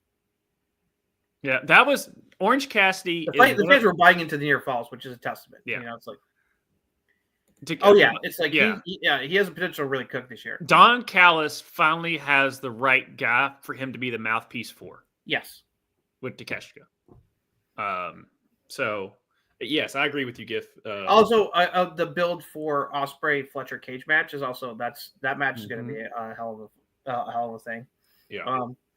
We got a lot of good looking title. Got a lot of good looking matches here for Revolution. So yeah, I think that's the way to go. Is Orange Cassidy versus Okada. I think that'd be the way to go, right? Or if after Kate takes care of Takeshita, gets his revenge, he's going to go after Okada. Yeah, no, I'm saying like because right now Kenny's round like he's with Takeshi right now. Yeah, We're gonna get Okada Kenny. You can't. It's inevitable. They've teased it. It's going to happen later. It's going to happen this year, but just not yet. But you're not going to get an hour-long 700-star match. But Right. Meltzer, just someone get him a towel because you know he's going to be. That's oh my god! Oh my god! Oh my god! It's Kenny. It's Kenny. Stars. Oh gosh, Kenny Okada. Oh god. Oh, and then wait. You ready for it? Ready for it? And then Will Ospreay just appears. Oh my god! Oh god! Low star. 700 stars. But yeah. But yeah, that's probably gonna be Kenny Okada at All In. That's definitely the match. That's where I see that happening. Yeah. I don't know if you and someone could fill me in. I wasn't able to go through all. Did they give an update on? Oh, I just shared it. Crap. Eddie, did Eddie give an update on actual where he's looking, or he just kind of was just talking? He was interviewed. He doesn't say he didn't give a timetable. Apparently he was ill, which delayed his recovery. His the physical therapy he needs to do in order to be able to get back on track. He said he's doing okay in his own way. So doesn't sound like he's going to be back. No timetable on his return yet. Yeah. If anything, with Eddie, he's such a good talker and he's so real. Like you could have him come back and do other things if he's still not medically cleared yet. Yeah. But you know how Eddie is. Like when he comes back, he doesn't want to just come back to just be a mouthpiece. He wants to work. So that's just Eddie. That's just how he is, and that's why we love him. I want to eat sandwiches and watch wrestling with Eddie Kingston. Yeah. Eddie's off. Jeez, he's Eddie's cool. Yeah. The overall, this was another good dynamite. It's. Although we'll say, did Will Ospreay just have an okay match? It was a fine match. Was it just okay? Yeah, it was fine. It was okay. good. I'm going to make sure I didn't. Every Ospreay matches are going to be a 5-star classic. You know, it's like what? It's still a good match. What? It can't. I just like when we go through our list of like the top 10 matches of 2024 for the men's side, and like 4 of them are Ospreys. Right. It's nuts, but yeah, I just had to throw that out there. It's always crazy when people are, the whole debate about Ospreay and that, he can't draw a dime. What are you talking about? I don't get it. Also, too, one little thing before we move on to NXT, because I know we're going to spend the last hour on that. And also we're gonna go over the card. So Kenny does his Twitch streams, and someone asked him about Logan Paul. I don't know if you saw his comments about Logan. I didn't even see a word about this. So he was on his Twitch stream. Someone asked him about Logan, and he was saying that, of course, he's banned from Japan anyway. But he was like he couldn't. Logan's good, but he wouldn't survive like a G1 or something like that. He just wouldn't. He's not built for strong style. Right. He just wouldn't. He wouldn't last. And of course, some people. Of course. I mean, Logan's very good in the ring. You got to call a spade a spade. He's good for American wrestling. Japanese wrestling, that's a whole other animal. Well, another layer to it, Kevin Nash spoke on Kenny's comments, and he basically backed it up, but he went more wrestling lingo. He was like, Logan's good. He's athletic, but you can't wrestle without a safety net, and you're wrestling without a safety net in Japan. Yeah. Exactly. He was just like, you're going to go in there. Because basically what he means about what means that for all the thousands and dozens of viewers that we have. What does that mean? For what that means is you typically will, you and the producer and your opponents and stuff will kind of run through what you want to do in the match. Spots, here, blah, blah. In Japan, you really don't know what you're doing until you get in there and just start calling shit. Yeah, they don't pre-plan a lot when in for Japanese matches. Right. They call most of it in the ring. Right. So that's what Kevin is referring to. Yes, and so that's what Kevin was referring to. Where in America, they heavily pre-plan ahead. It's like it's like not to like the level like Macho Man Randy Savage, where he had every fucking move in the entire match planned out to the finish. Yes, Macho was like that. It's like if you've seen the stories that Ricky Steamboat talk about how like they sat down at the hotel and he had like a pen and paper, and he plotted out their entire WrestleMania classic. It's like move for move, and it was like, you got to remember this, Dragon. It's like Macho Man was meticulous. And then they do a walkthrough and stuff too with Macho. Like Macho would walk them through and do all that. Meanwhile, like Hogan, for example, because I remember hearing the stories about that. He'd be like, go out there, do this. Like he was much more like just storyline beats where Macho was he was much more like, okay, we got to get to this point and this point and this point. You wanted to have the whole script done before you film. He's Macho is like James Cameron. He's every little detail. It has to be right. Yeah. But that's what Logan. I totally understand that is. Yeah. But I don't know how some people thought that was controversial. What Kenny said. No, it's not. It's like he wouldn't be. It's like he's not used to having to like improvise in the ring. Right. It's like improv is a big thing in New Japan and in Japanese wrestling period. It's like there are similarities, but it's like they do things. They do some things differently over there. It's like if you're not educated to it, you've never done it, you're going to be completely lost. Yeah. Oh, yeah. Because it's a different. There's two different. Those minds are way too different. Yeah, they're total different ends of the spectrum. But that's very interesting that Nash agreed with what Kenny said. So yeah, I mean, Kevin has he's done some work over in Japan in his day. So yeah, he's like he'd sit there and be like, I forget exactly what he word for word what he said, but he would sit there and go, Logan's gonna go to who I forget who he referred to, which wrestler, and he was like, I would do this. Oh yeah, whatever. And then we get out there and they just start calling shit. Like he was like, oh no, saddle horse, now do that. Yeah. He's like, what? He's like, you have to just be on your toes the whole time. Mm-hmm. And you're doing it, on average, you're doing a 20-minute match over in Japan. But you also got to prepare people to be able to, have to improvise. Yeah. Like, one of the most impressive things I ever saw was, remember when Shotzi had that NXT title match against Lyra where she tore her ACL? Mm-hmm. They had to take her out mid-match. They replaced her with Lash Legend, and her Lyra had an improvised match that turned out to be pretty good, even though that was not completely anywhere as part of the game plan because Shotzi got injured and she couldn't finish the match. Right. So they had to be like, okay, we need to think of something real quick here. Well, and the infamous story too of the triple threat between Triple H, Rock, and Kurt Angle, and Kurt Angle got knocked out, and so him and Rock had to do some crap until Kurt Angle don't remember coming back out. But I mean, just improvisation there. Whereas they're still planning it out. New Japan did. So I just wanted to bring up those comments that were made. And the fact that, yes, I was surprised that Nash and Kenny were on the same page when it came to that. Because they're just two different.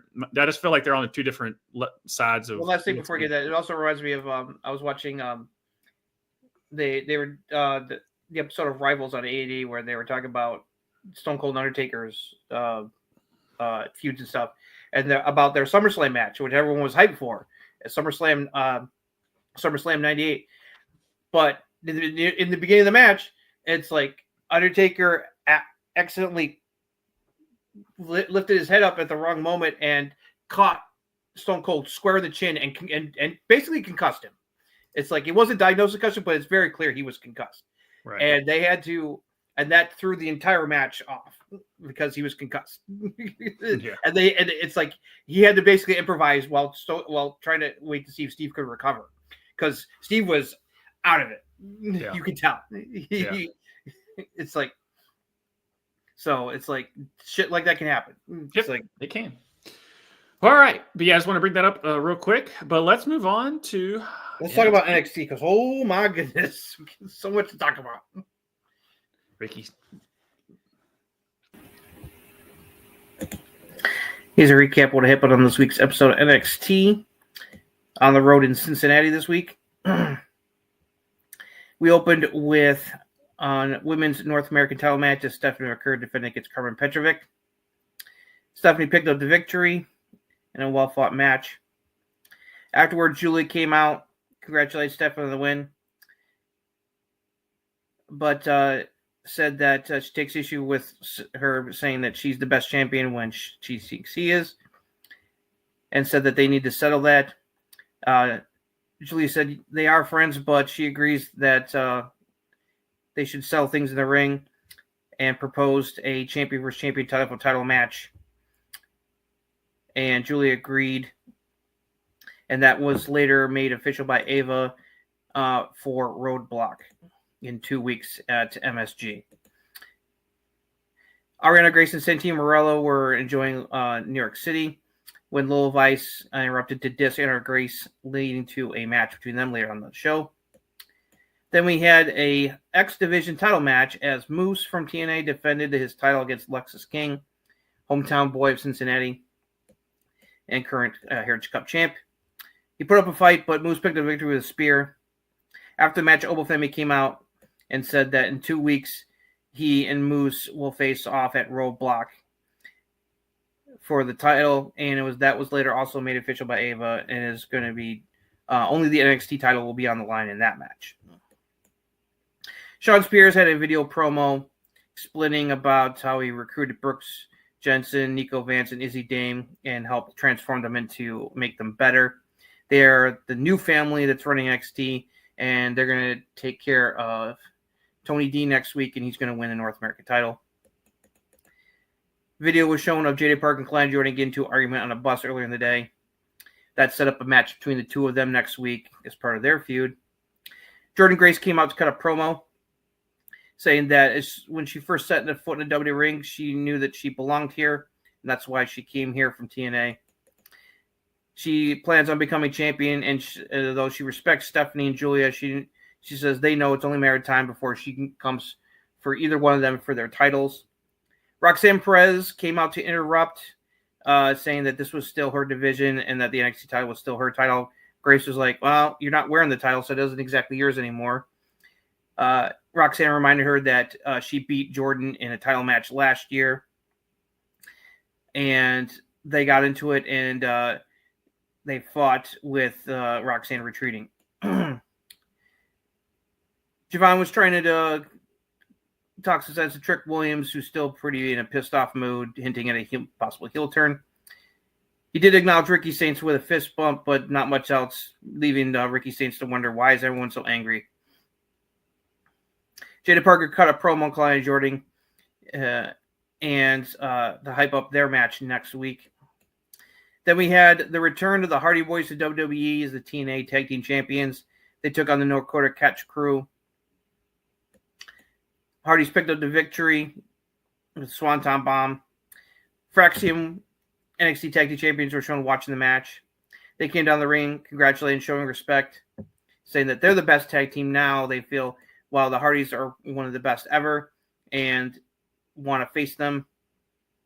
Santino Marella came out and said that he and Ava had talked earlier, and they agreed that this should happen. And so it will be Fraxium taking on the Hardys with the TNA tag team titles on the line only, and at Roadblock as well in 2 weeks. Tony met with the D'Angelo family. Thanks, Stax, for trying to stand up for him last week. He said he's still banged up, but he still plans on facing Sean Spears for the North American title next week and take care of business. A video was shown of Cesaro and Sol Ruka running afoul of Chelsea Green and Piper Niven in the training room, which set up a match between the two for a tag match next week. Lil Vice beat Ariana Grace quickly in about 2 minutes. The new mysterious faction was shown to have attacked the North Dakota Catch Crew in the back, laying everyone but Ren Sinclair out. Eddie Thorpe cut a promo saying that he's more than happy to beat Trick Williams again, and told Trick to just name the time and place and he'll be there. Ava made the announcements of the 3 matches so far for Roadblock. Then we got to our main event. Wesley and Ethan Page taking on Ricky Saints and John Adams, with Ricky making his NXT debut. Good stuff here. Javon and Ethan brawled into the crowd, leaving Ricky and Wesley alone in the ring.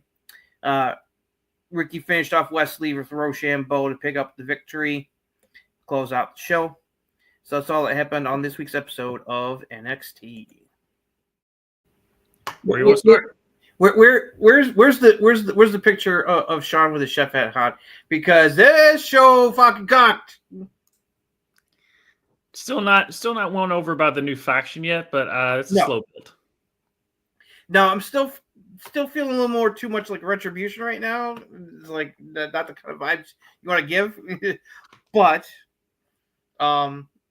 they're attacking a lot of tag teams, so I'm assuming it's leading to some kind of tag match because it's like they attacked a bunch of tag teams last week, then they attacked North Dakota Catch Curry this week.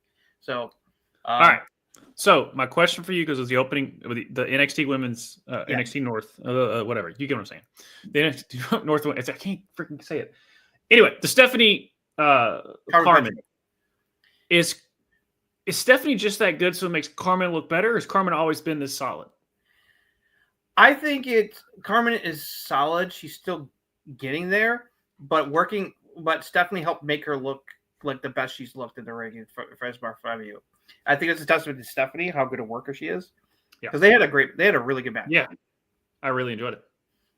I was into it. It's like, and then of course we got, it's like Giulia coming out and be like, "Yo, it's like I think it's time we find out which one of us is the best of the best," and it's like, and it's interesting. It's like it's not like they don't like each other. It's like they've talked about it on TV.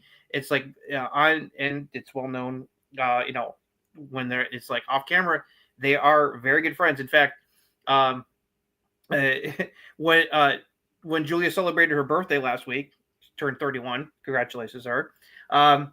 She celebrated with Stephanie. Stephanie celebrated her birthday with her, and she posted on her Instagram and said, "Happy birthday, my best friend." So it's like that's all you need to know about the relationship between these two. It's like they've wrestled everywhere together anyway. They've wrestled, and it's like, they hang out together. It's like they travel. It's like sometimes they'll travel together to when the NXT goes on the road. So they're very tight, and that they are looking forward to any time that they can go one-on-one in the ring. It's like so I was like, well, to do this. This is the logical conclusion. Everyone was suspecting, well, it's like at some point we're going to get Giulia versus Stephanie, probably at Stand and Deliver. And that's what I thought. Okay, they're obviously getting that ready, but then it's like it's going to happen at Roadblock, and then as you talked about earlier, like what the fuck does that mean? And then the reports came out that Giulia, someone's banged up, and then it was like it's even before the people came on and said it looks like it's Giulia who's banged up. I was like, that's the only thing that made sense because I'm like, all right, if Stephanie is injured, how the hell did she just have a hell of a match against Carmen Vecjovic if she's injured? And then I thought back to last week in the 6-woman tag. Stephanie and Jordan did most of the work in that match. Giulia only did a little bit. So that's why I was like, okay, if she is a little banged up, that would explain why she it's like she didn't work too much of that match last week. So that's when I was starting to put the pieces together before, stuff came out that it looks like it is that she's the one that is banged up and is going to take a little bit of time off. So we're going to see as we said, we'll see what happens, because if she is dropping, if Giulia needs to take a little bit of time off to rest up from, being a little battered and bruised, that means Stephanie's going to win the title. She's going to be a double champion. What does that mean for both titles going into Stand and Deliver? And who, if she's not facing Giulia at Stand and Deliver, who's it going to be? The only person I think of that would make sense would be Jordan. Or Cora. I mean, I would love for Roxanne to be there, but she got other things involved. I don't think she's going to be. She's got a date with Bayley. Her is like. It's like she's going to be in Vegas on the big stage. The question is Bayley and Roxanne going to happen at Stand and Deliver, or is it going to actually happen on Mania? And I want it to be happen on Mania. Like I said, you don't have Bayley go to WrestleMania weekend and wrestle on Stand and Deliver. Nothing against NXT, but Bayley's box office. It's Bayley. Not right now, Giff. I don't think it's like not after heard Roxanne are kind of like revisiting their beef from last year, which surprised me. Hey, Brendan, nice to see you. Thanks for stopping by. I was like, doesn't this feel like this is the Prodigy Swan song? Before she's going out, she's like tying up loose ends. She's putting people. What loose end is she tying up? She already beat her. Well, she's gonna obviously give the rub. Yeah, but then what? But how are they going to solve a rubber match? Maybe on the main roster. No, I'm talking about Jordan Grace. Yeah, well, that's the thing. It's like I was like, okay, this is interesting, especially because the stuff with Bayley is not. That's the money there. Yeah, I don't know. It's weird that it's like, okay, she's got the thing with Bayley, but now it's like she's created new beef with Jordan Grace. Yeah, the booking of Roxanne is confusing, and I'm happy about it because she's just she's everywhere, and so that shows you how much they are behind Roxanne. Like I have the sporting movie, she's everything everywhere all at once. It's like yes, she's all over the place. Exactly. That's a great one there. But I just need AJ Lee to come out and just piss somebody off. I do. I just want AJ Lee. I want AJ Lee, Roxanne, and Cora. I really loved the whole segment though between Jordan and Roxanne because I love how Jordan was like, "Oh, it's your division, your title. Don't see any title around your waist right now, Roxanne." Like, that was I love how she's like, "Yeah, where's your title?" It's like, yeah, but and then the ending line where the old saying where it's like you think you have everything planned out until you get punched in the face. But she doesn't say it. She just punches Roxanne in the face. Yeah, yeah. No, it was a great segment. Love that. So I am so glad that people got to understand why we were so hyped when Moose and Oba are going to face each other because Moose can freaking go. Shout out to Lexis King on both of those guys.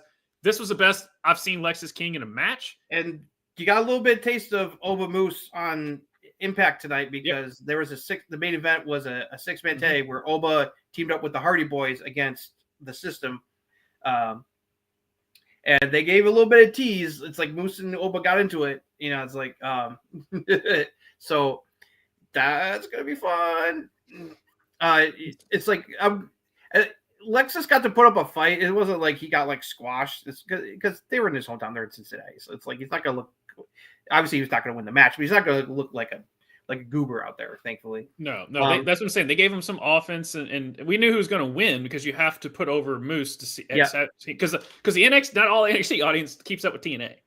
So, and again, I was reminded why the NXT Women's Division so much fun is because you got interesting storylines going on. There's storylines. Some of them don't. Some of them work, some don't. But at least they have storylines outside the title picture, like this Kalani Jordan, Drayden Parker feud. And Jada Parker is just getting better on the mic, man. Did you love how she suddenly took shots at that? Kalani is in a relationship with Carmella Hayes. Bring out it's like she's not him. And I was like, oh, she went there. Yeah. For those who don't know, Carmelo Hayes and Kalani Jordan are boyfriend girlfriend. Yep, and Trick and Lash Legend are a couple as well. Speaking about Trick, is he going heel? You getting a little heel? They're teasing it. I don't mind it. Ricky and Trick at Stand and Deliver. Mm-hmm. I'm thinking more Wes Lee, but still, I think Wes Lee might be like just a random. I think he's gonna. I don't know if they're gonna have him and Eddie have a blow-off match at Stand and Deliver, or they'll do something at Roadblock. I don't know because we only got 3 matches confirmed for Roadblock, and so it's like they could throw in at least 1, maybe 2 more for the Roadblock. So we'll see. Because you think he would want to have 1 more match with Oba before he's going to get called up. You would think. We got a Lola Vice sighting. Yeah, Lola Vice finally returned out of nowhere. It's like okay, who's she fighting? Ariana? You back too? Actually, Ariana looked that's the best I've seen Ariana Grace look in the ring quite a while. I love that they keep hinting that Santino is her father, but they don't say it. Right. It's kind of funny. Yeah. But boy, okay.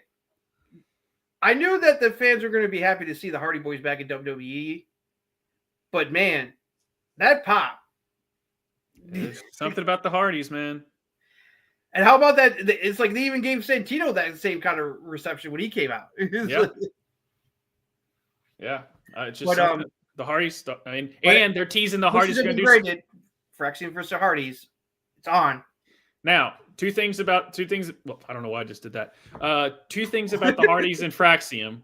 Obviously, we saw the news that Fraxium's the name Fraxium has been trademarked, which makes me think that's literally going to be their name and they're going to be going to the main roster here soon. Yeah.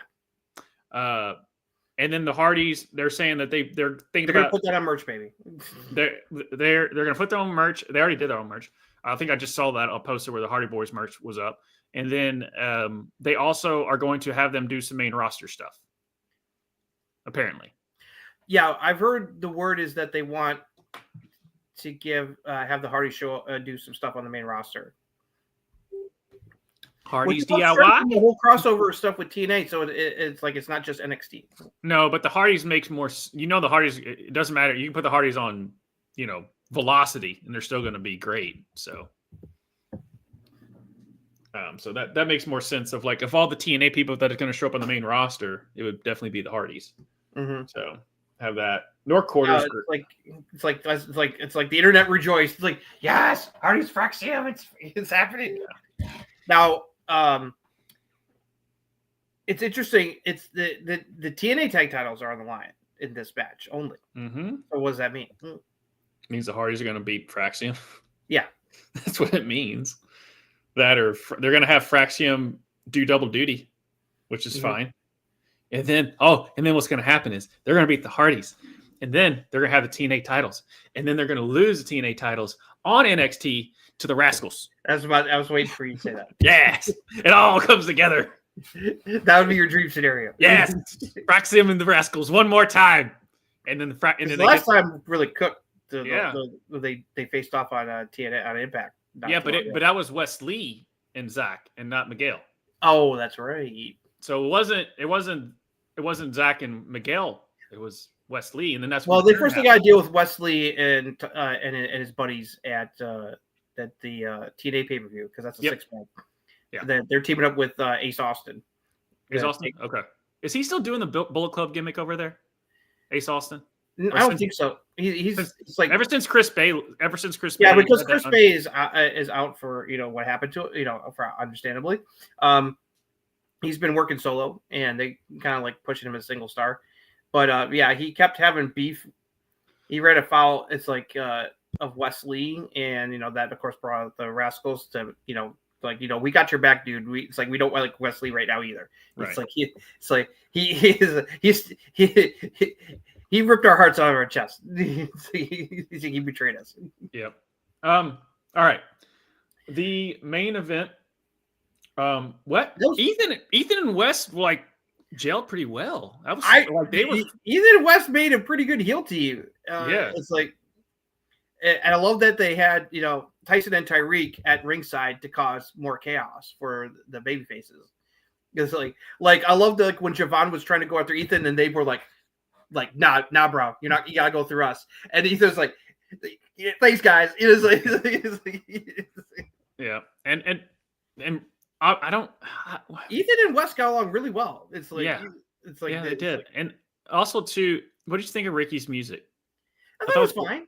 I like the Revolution, in it. I just like how of all the AEW people to come over, the only one that really changed their gimmick was Lexus King. Yeah. Everyone else has literally been the same gimmick. Like Sean came back as the chair guy and the creepy chair guy, the chairman stuff. Yeah. Now he kind of got into his own. Ethan Page is still all ego, but he's definitely developed more of an edge with this whole Javon figure. Yeah. And Ricky is still babyface Ricky that we like. So great main event, great debut for Ricky. It was Wesley's fault. It wasn't Ricky's fault of the little kind of hesitation finish there, guys. Yeah, Wes didn't go far enough. Yeah. But it was good save by Ricky. Thankfully, it was Wes that was doing that, and not some bigger guy that would have totally. This crossover is just giving us all kinds of cool stuff, and Roadblock is crazy loaded for just a NXT TV special and not a PLE. It looks like a PLE card. It's like legit. And it's like, and we only have 3 matches confirmed at this point. Yeah. They're all big title matches. It's like, that show's gonna go. Yeah, it is. What else on the show before we move on? We're at 155 now, so we got to get through the elimination chamber. I liked Spears' whole promo talking about recruiting everybody and everything. It's like giving good exploit, try to build up this faction and everything. Also, no quarter catch crew. Props to them. Tavion and Miles Bourne getting to hang. They hung with the Hardys. Got to look good. They should have been the ones to beat Fraxium. I'm sorry, they just should have been. Maybe they might still. I want to see them eventually be tag team champions. It's like because Tavion got to look great. Tavion looked great in there against Matt and Jeff. Man. It's like Tavion's the real deal. Did you notice how Red Sinclair was like dancing along to the Hardys? Oh no, I noticed. I'm like, Red, stop. But okay, not really, because that's kind of part of your character. I'll never that's not. Who she is. I'll never not. She can take on anyone. Oba hits. I am so sorry. Mm-hmm. Yeah, push Ren, guys. Push Ren. Yeah. So. Yeah. This was a great. This was the best episode of NXT this year so far. And I'll say I've said it once and I'll say it again. And this episode was just as far as how the men's division. Oh, one more thing. What do you think of Zarya and Soul taking on Chelsea and Piper? Oh yeah, that was awesome. Especially when Piper just brought out a taser. Yeah, I was like, is Piper packing a taser now? What the fuck? Yeah, I was like, what the frick is that? But no, I'm definitely looking forward to that. Because I was wondering, I was like, wow, that's random for Chelsea and Piper. Oh wait, they're building up Soul and Zarya, and they're gonna have a title shot against Liv and Raquel. Yeah, so I really want Chelsea to add another Secret Service member. I really do. I know it was the scuttlebutt was they thought about it being Blair Davenport before they cut her loose, but it would be kind of interesting to her finding her lackey. Maybe it might be someone that gets called up. Yeah. But yeah, it's like can't rule out Fatal Influence or Cora Jade playing a role in this title versus title match between Giulia and Stephanie, because they gotta find a suitable opponent for Stephanie and Stand and Deliver if Giulia is going to be taking a little bit of a break for a bit. So it's going to be very to see where that's going to happen, because it's like they're not going to take what happened lying down, especially after the two of them and Jordan Grace like kicked their ass last week. It's like they're not just going to go away. And so, yeah, it's like. Man, it's like Prodigy the Juggernaut round 2. I'm like, I'm guessing that's going to be a roadblock match.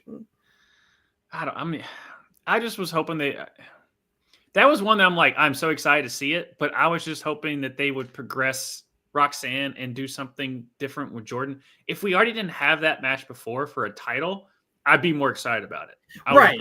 Yeah, it's like in their title match. That was one of Roxanne's best. Oh, dude, that's one of Roxanne. Yeah. Her and Jordan Grace's title match.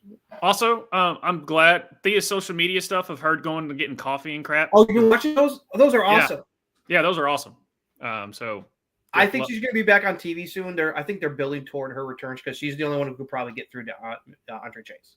Yeah, she's been wrestling the live events, so it's not like she's not being used at all. She just hasn't been used on TV. It's like hopefully that's going to change. Gotcha. But I missed Thea. All right, yeah, we all missed Thea. Last little thing, and then go ahead and bring up the card. Or do I have the card pulled up? Yeah, I got the card. Okay. Last little thing I'll say, and it's about Ricky, because remember I said NXT needed Ricky, and every time, especially this episode, I'm like, you can just see the future, at least the next year, because you got your guy in Ricky. Yep. And then some of the IWC, because I was watching. Oh, that reminds me. Did you love how Corey Graves said that he texted both Cody and CM Punk about their thoughts about Ricky, and the compliments that they gave? Yeah, I was like, I see what you did there, Corey. Yeah, and also Cody retweeted the video of Ricky's post show interview, which he got pretty emotional. It's like Cody retweeted that, so it's like, and about I forgot to mention, like CM Punk put on his Instagram a big smiley face about when Ricky first showed up in NXT. It's like yeah, baby. So, and also I just wanted to bring this up about Ricky. So they posted the finish, a little kind of small little botch there online. And I just happened to just like, I want to see what people are thinking about Ricky. Like, let me see what the how to IWC. And this one person like commented being like, this guy's a bust already. And then this other person goes, wait till you hear him talk. And then and everyone was like, yep. And there was like all the likes were just the person who commented, just like, wait till you hear Ricky talk. Much less he's great in the ring too. So he's the total package, guys. He just happens to be 6 foot tall. Yeah. And not the biggest dude. Yeah. But he also not the biggest dude and a good talker and a good worker, Chris Jericho. Yes, he's overstayed his welcome, but he's still one of the GOATs. Yes, he is. So I'm not worried about that. All right. Elimination Chamber. Let's run down Elimination Chamber here to close things out. Yeah. So we got Elimination Chamber Saturday night in Toronto, 7 o'clock Eastern start time. Only 4 matches, 2 chamber matches and 2 non-chamber matches. That's all you need. And also Cody Rock is will Cody sell us over? 3-hour show. The Rock and Cody takes an hour and a half. That's probably going to take at least half an hour, that whole thing. Half an hour that could be wrapped up in 90 seconds, but that's beside the point. But let's go over the matches. So we'll start with the non-chamber matches. We have a tag match. Tiffany Stratton teaming up with the legend Trish Stratus against Nia Jax and Candice. Yeah, Candice going to take the fall to Trish or something like that. Yeah. Yeah. Charlotte's going to come out, try and distract and do Trishy Time is going to win. Trishy Time. Yes. That's an easy call. Yep. Now this is where things get interesting. We have unsanctioned match. So, which means WWE's not sanctioned this match. It means anything goes. The referee is only going to count pinfall or submission. It's like, no disqualification, no countouts, anything goes. It's Kevin Owens versus Sami Zayn. What do you think is going to happen? I hear voices in my head. He's got to come back. It's about damn time. He has to show up. It's like we were all thinking he was going to show up at Royal Rumble during the ladder match between KO and Cody, and he didn't. So he has to show up. He has to show up. Now the question is he going to cost KO the match? I don't know. Or he's going to wait until after the match is over and then show up and attack? It's a non-sanctioned match. Why wouldn't he come in and do some shit? I can see him like showing up to help Sammy win and fuck KO over. Yeah. So, I don't know. But Randy is going to be involved. That's all I know. I don't know who's going to win. I just know Randy's going to be involved somehow. Yeah. I think the way things are going, I see Sammy winning to give him a little build and see where he goes into WrestleMania. Maybe something with Karrion Kross. They've been hinting at that. So yeah, do you think Karrion Kross gets involved? He might. It's like because it's unsanctioned, it's like there's no DQ, so it's like all kinds of shenanigans can happen in this match. And Karrion's been doing great work, and people are realizing that too. Yeah, I've seen a lot of IWC being like, "Dude, Karrion's been doing pretty well." I'm leaning towards Sammy winning, but probably due to some help. Yeah. So that's good. That match is gonna be mind blowing because crowd's gonna be rabid for that because it's like it's KO and Sammy in Canada and they're trying to kill each other. It's like, oh my god, we're gonna see some craziness. So it's like you thought the spots during the ladder match between Cody and Kevin Owens. It's like take that up to 11 and when you got KO versus Sammy and there's no rules. That's going to be something. All right, so then we got the women's Elimination Chamber match. The winner will face Rhea for the women's world title at WrestleMania. We have Liv Morgan, Bianca Belair, Alexa Bliss, Bayley, Naomi, and the Prodigy, Roxanne Perez. Woo! It just makes too much sense for Bianca to win because it's the only thing that I can understand. Everything is screaming to me that Bianca's going to win this, and that match's going to cook because as much as you would love to see the Prodigy pull off the mega upset and win the Chamber, Bayley and Roxanne are going to cancel each other out. Yeah, Bayley's not going to win. Alexa just came back, even though she's really over. Don't see her winning. She's on SmackDown, and they're already doing the Wyatt 6 hints with her. Right. So the only 2 people that make sense to win this match is either Liv or Bianca, are the most likely suspect. Now, Liv's stock went down now that she's one half of the tag team champions again. Plus, we already have Liv. We've done Liv Rhea. Exactly, so that's been overdone, and we've been wanting to see Rhea and Bianca at WrestleMania for a long time. Yeah. So it's like, and whether it's just one-on-one or if it's a three-way with EO, it's like I'm I down really either think way. EO's a great change of pace. Yeah, for that triple threat. Yeah. I really do. Three of the best women to ever come out of NXT at facing off for the title championship at Mania. It's like, what more could you ask? It will be a banger. You put those three in a triple threat. So I'm gonna go with Bianca. That just makes it's just for the fact of where everything is going. Now, is there going to be shenanigans where Jade shows up to attack Naomi during this match to reveal that she's the one who took her out? Is the question. Yeah, because they're gonna the Jade's music's gonna hit or something like that, and they're gonna do the, oh my god, what is she here? Oh, she just came back. Oh my gosh, why is she attacking Naomi? Mm-hmm. Now, do you think Roxanne gets at least one elimination? Like she takes Bayley out of the match? I hope so. I hope Roxanne gets to shine. I think she will. I wouldn't be surprised if she even starts the match. That so makes sense. She's gonna get the shine like Tiffany got the shine in the chamber last year. Mm-hmm. That's why she's in the chamber. It's like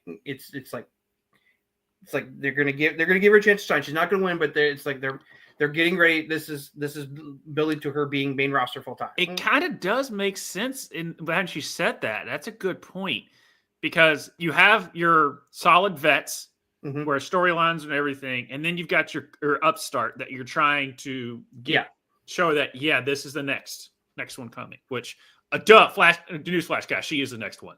So. Yeah, and plus everyone else in this match has been in multiple chamber matches. This is Roxanne's first ever chamber match. What's this? Liv's like 18th in a row. She's done several. She's done the most out of any female wrestler. Yeah. She's done the most. Alexa's done the chamber a couple times. She's won the chamber before. Yep. Bayley has won a chamber match before. Well, I think that was the one where her and Sasha it was a tag. It was a tag titles. Yeah. If that, so I think it's just Bianca by just process of elimination. Thank you. But yeah, Roxanne's going to get to shine like Tiffany got to shine last year. Yeah. Because it was clear they knew they could see she was over, and they gave her the opportunity to look good before she got taken out of the match. And Roxanne's definitely going to get the same treatment. And so, I think it's good. Both these chamber matches with the talent involved could really cut if they book this right. Yep. Especially the ladies here. So, all right. Then we have the men's chamber match.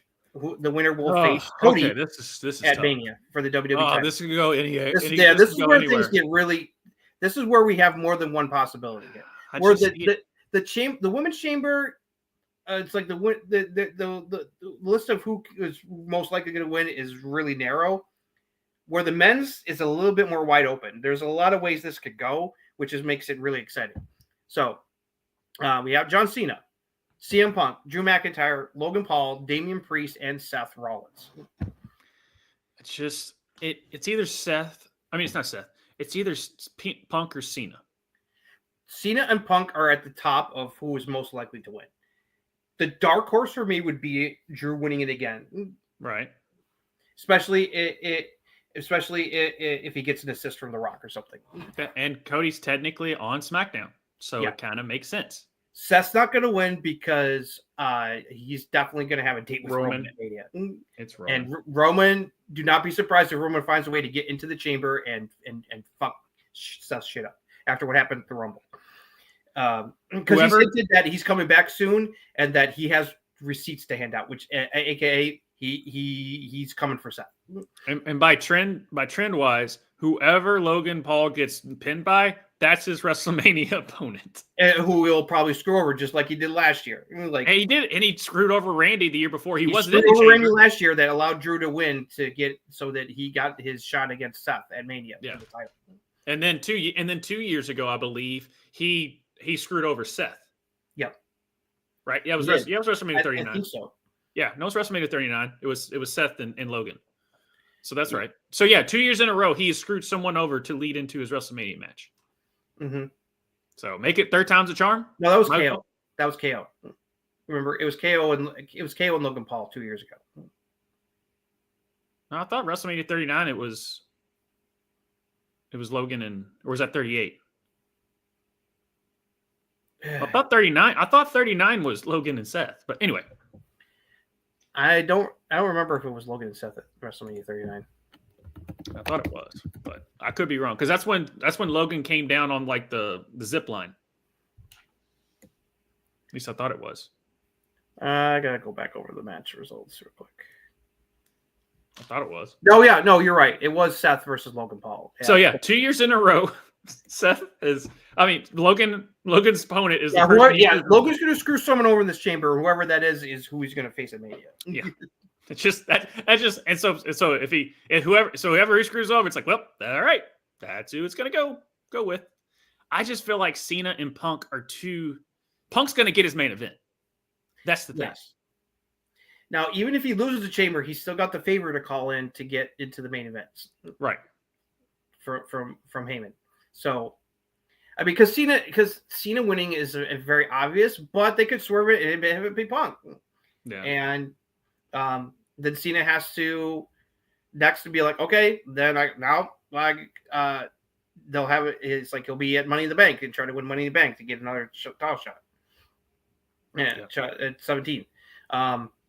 It's like because Seth, Logan, and Damian, they have no shot at winning this. It's like, so that leaves Cena, Punk, Drew as the top 3 picks, and I'm leaning toward. I'm leaning towards Cena. I'm leaning towards Cena, dude. I'll lean toward Punk just to be different, and we'll see who's right. If Cena doesn't win, it's him and Logan. That's what I would say. I'd say that the pivot is if Cena doesn't win, it'll probably be Logan Paul costing him the match, and right. that they could set that up. That would be it. Now, but yeah, I would probably say it's either Cena or Punk. I'm gonna say Cena, but if Cena doesn't win, we go with Logan because if Punk loses, he's not going to go against Logan, even though they're just building to the Elimination Chamber, and I don't think Punk really wants to work with Logan right now. Yeah. They were just teasing that as a possibility. Yeah. No. You're building to Elimination Chamber just to have everybody square off and do some shit. Mm-hmm. So you'll probably have Damian Priest and Drew go face to face tomorrow. I'm sure they're going to have words. I've heard that Seth's probably going to be on SmackDown tomorrow as well because to hype up the chamber for Saturday. So, which makes sense. But yeah, I would say as far as going over the card, Bianca, I'm going to stick with Cena because I just said it, so I'm not going to go back on it. Mm-hmm. I think Sammy. Yeah. Tiffany Trish are definitely winning. And Tiffany Trish. Yeah, because whatever. I'm gonna go Sammy, Tiffany and Trish. Bianca wins Women's Chamber, and Punk wins Men's Chamber. I'm sorry, Roxanne. I'm just having to think of story beats here, not the fact. I don't like picking against Roxanne either, but it's like it just doesn't make sense. Yeah. But they're the only 2 outliers that could win. When this whole thing with Bayley is like nowhere even close to being over yet. It's like. And plus, I mean, you saw the little exchange they had that aired for people who are watching Raw outside the United States, which was absolutely criminal. Forgot to mention that. It's like that whole segment between Bayley and Roxanne. That was only if you were watching Raw outside the U.S. on Netflix. I'm getting me a VPN. I didn't even know about that. I didn't see anything about that. I gotta go watch it after we wrap up here in 2 seconds. Well, I shared the link in the Discord. Did you? Yeah. It's in there. My bad. I figured anytime Roxanne posts anything, we typically put it on the Discord. Roxanne, it's like Bayley basically said, "I can see you wrestling at WrestleMania one day, but not this year." Is what she said. Oh yeah, 10 years. I thought you were just posting the 10 years ago. No, that was no. It was from Raw. I can find it.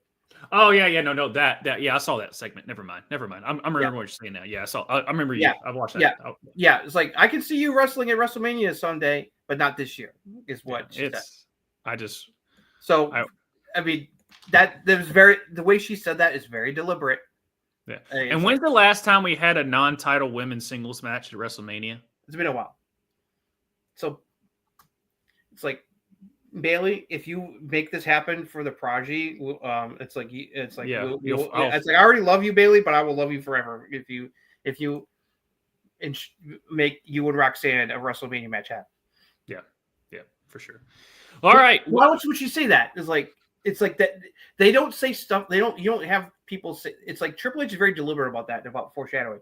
It's like Bailey wouldn't say a line like that if something was going to happen. It's like, you're not going to wrestle, right? I don't see you wrestling at WrestleMania this year. It's like right. It's a very deliberate lie. Yeah. Just don't do. It's nothing against NXT, but just don't do the Prodigy and Bailey at Stand Deliver. It just doesn't need to be on Stand Deliver. It should be on Mania. It should be on Mania because it's this whole feud with Bailey is bridging her to go to Raw and be on the main roster. So it's like it would be more appropriate for it to be on Mania. Yeah, and then she goes over on Bailey. Yep. I was like, oh my god, she just beat Bailey. And then she's gonna be gunning for like anything. Try to get into either title picture on Raw after Mania. Mm-hmm. So, well, all right. Well, that does it for Justin and I. But yes, great stuff. Elimination Chamber is going to be great. Anything can happen. Hopefully, the Rock and Cody segment doesn't last a decade to give us two lines of actual actual dialogue. Yeah, that's worth. But let's see where that's going to happen. If that's going to happen during the middle of the show, I don't know. I think it'll give us a better clear of who's going to who may turn and sell to the Rock if it happens.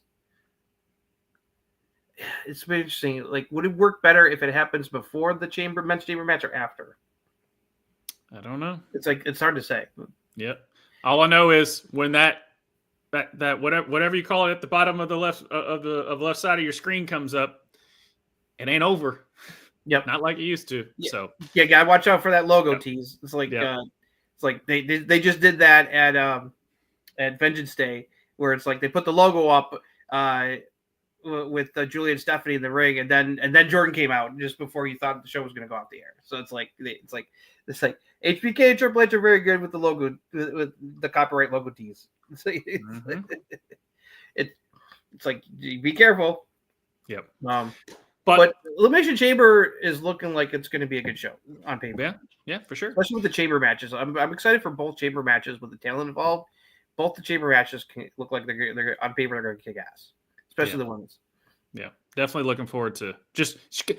It's good to be a wrestling fan these days, guys. We've been saying that for about a year and a half. Hopefully, the Prodigy will go a good distance in the chamber before she gets taken out. So it's like that's. She's gonna go for an hour and 7 minutes. If you know, you know. Yeah. But anyway, other stuff that we have going on this channel that's going around here. We will be on Monday. Tushka, Soul, and I will be going over the kits that are in MLS this year. They always do new kits every year, so we always like to go over that. Tushka likes to give his critiques on how they're made and stuff as a graphic designer. I like to bullshit around and call and tell Cincinnati FC they do not deserve to be ever existing. And then coming in March 17th, myself and my buddy Jake will be doing a live reaction to Selection Sunday to get you all ready for March Madness and make sure you all have the perfect brackets there. And then on Wednesday, the Game Dudes will hopefully be back at a certain point. And then followed by that, by Rev Sports, wrap it up with Tushka, Soul, and myself to wrap up everything that is in the sports world. And then you'll see these two dudes coming back to you on Thursday at 8 Central, 9 o'clock Eastern to go over and dissect what happened in Elimination Chamber. How long is The Rock actually going to talk before he gets to the point? We don't know. But I can tell you this. Join us down in the Discord below. Like, subscribe, hit all those buttons that will help us out jump on that rocket and get to the mountaintop. Whatever it is, that was weird. You can get to a mountain way without a rocket, but I did it anyway. So on behalf we're going to have a lot to talk about next week with Elimination Chamber, and then the fallout of that on Raw is like Well, Cody, is Cody going to sell himself? Not who is going to sell their soul to The Rock? We're going to find out. And and then we're going to get a much clearer picture about a lot of the title matches for WrestleMania after the Elimination Chamber is over. So So tune in next week as we dissect what the hell happened. Yep. As we do every week. So on behalf of Justin and myself, thank you all for joining us, and we will see you all next time. That's right.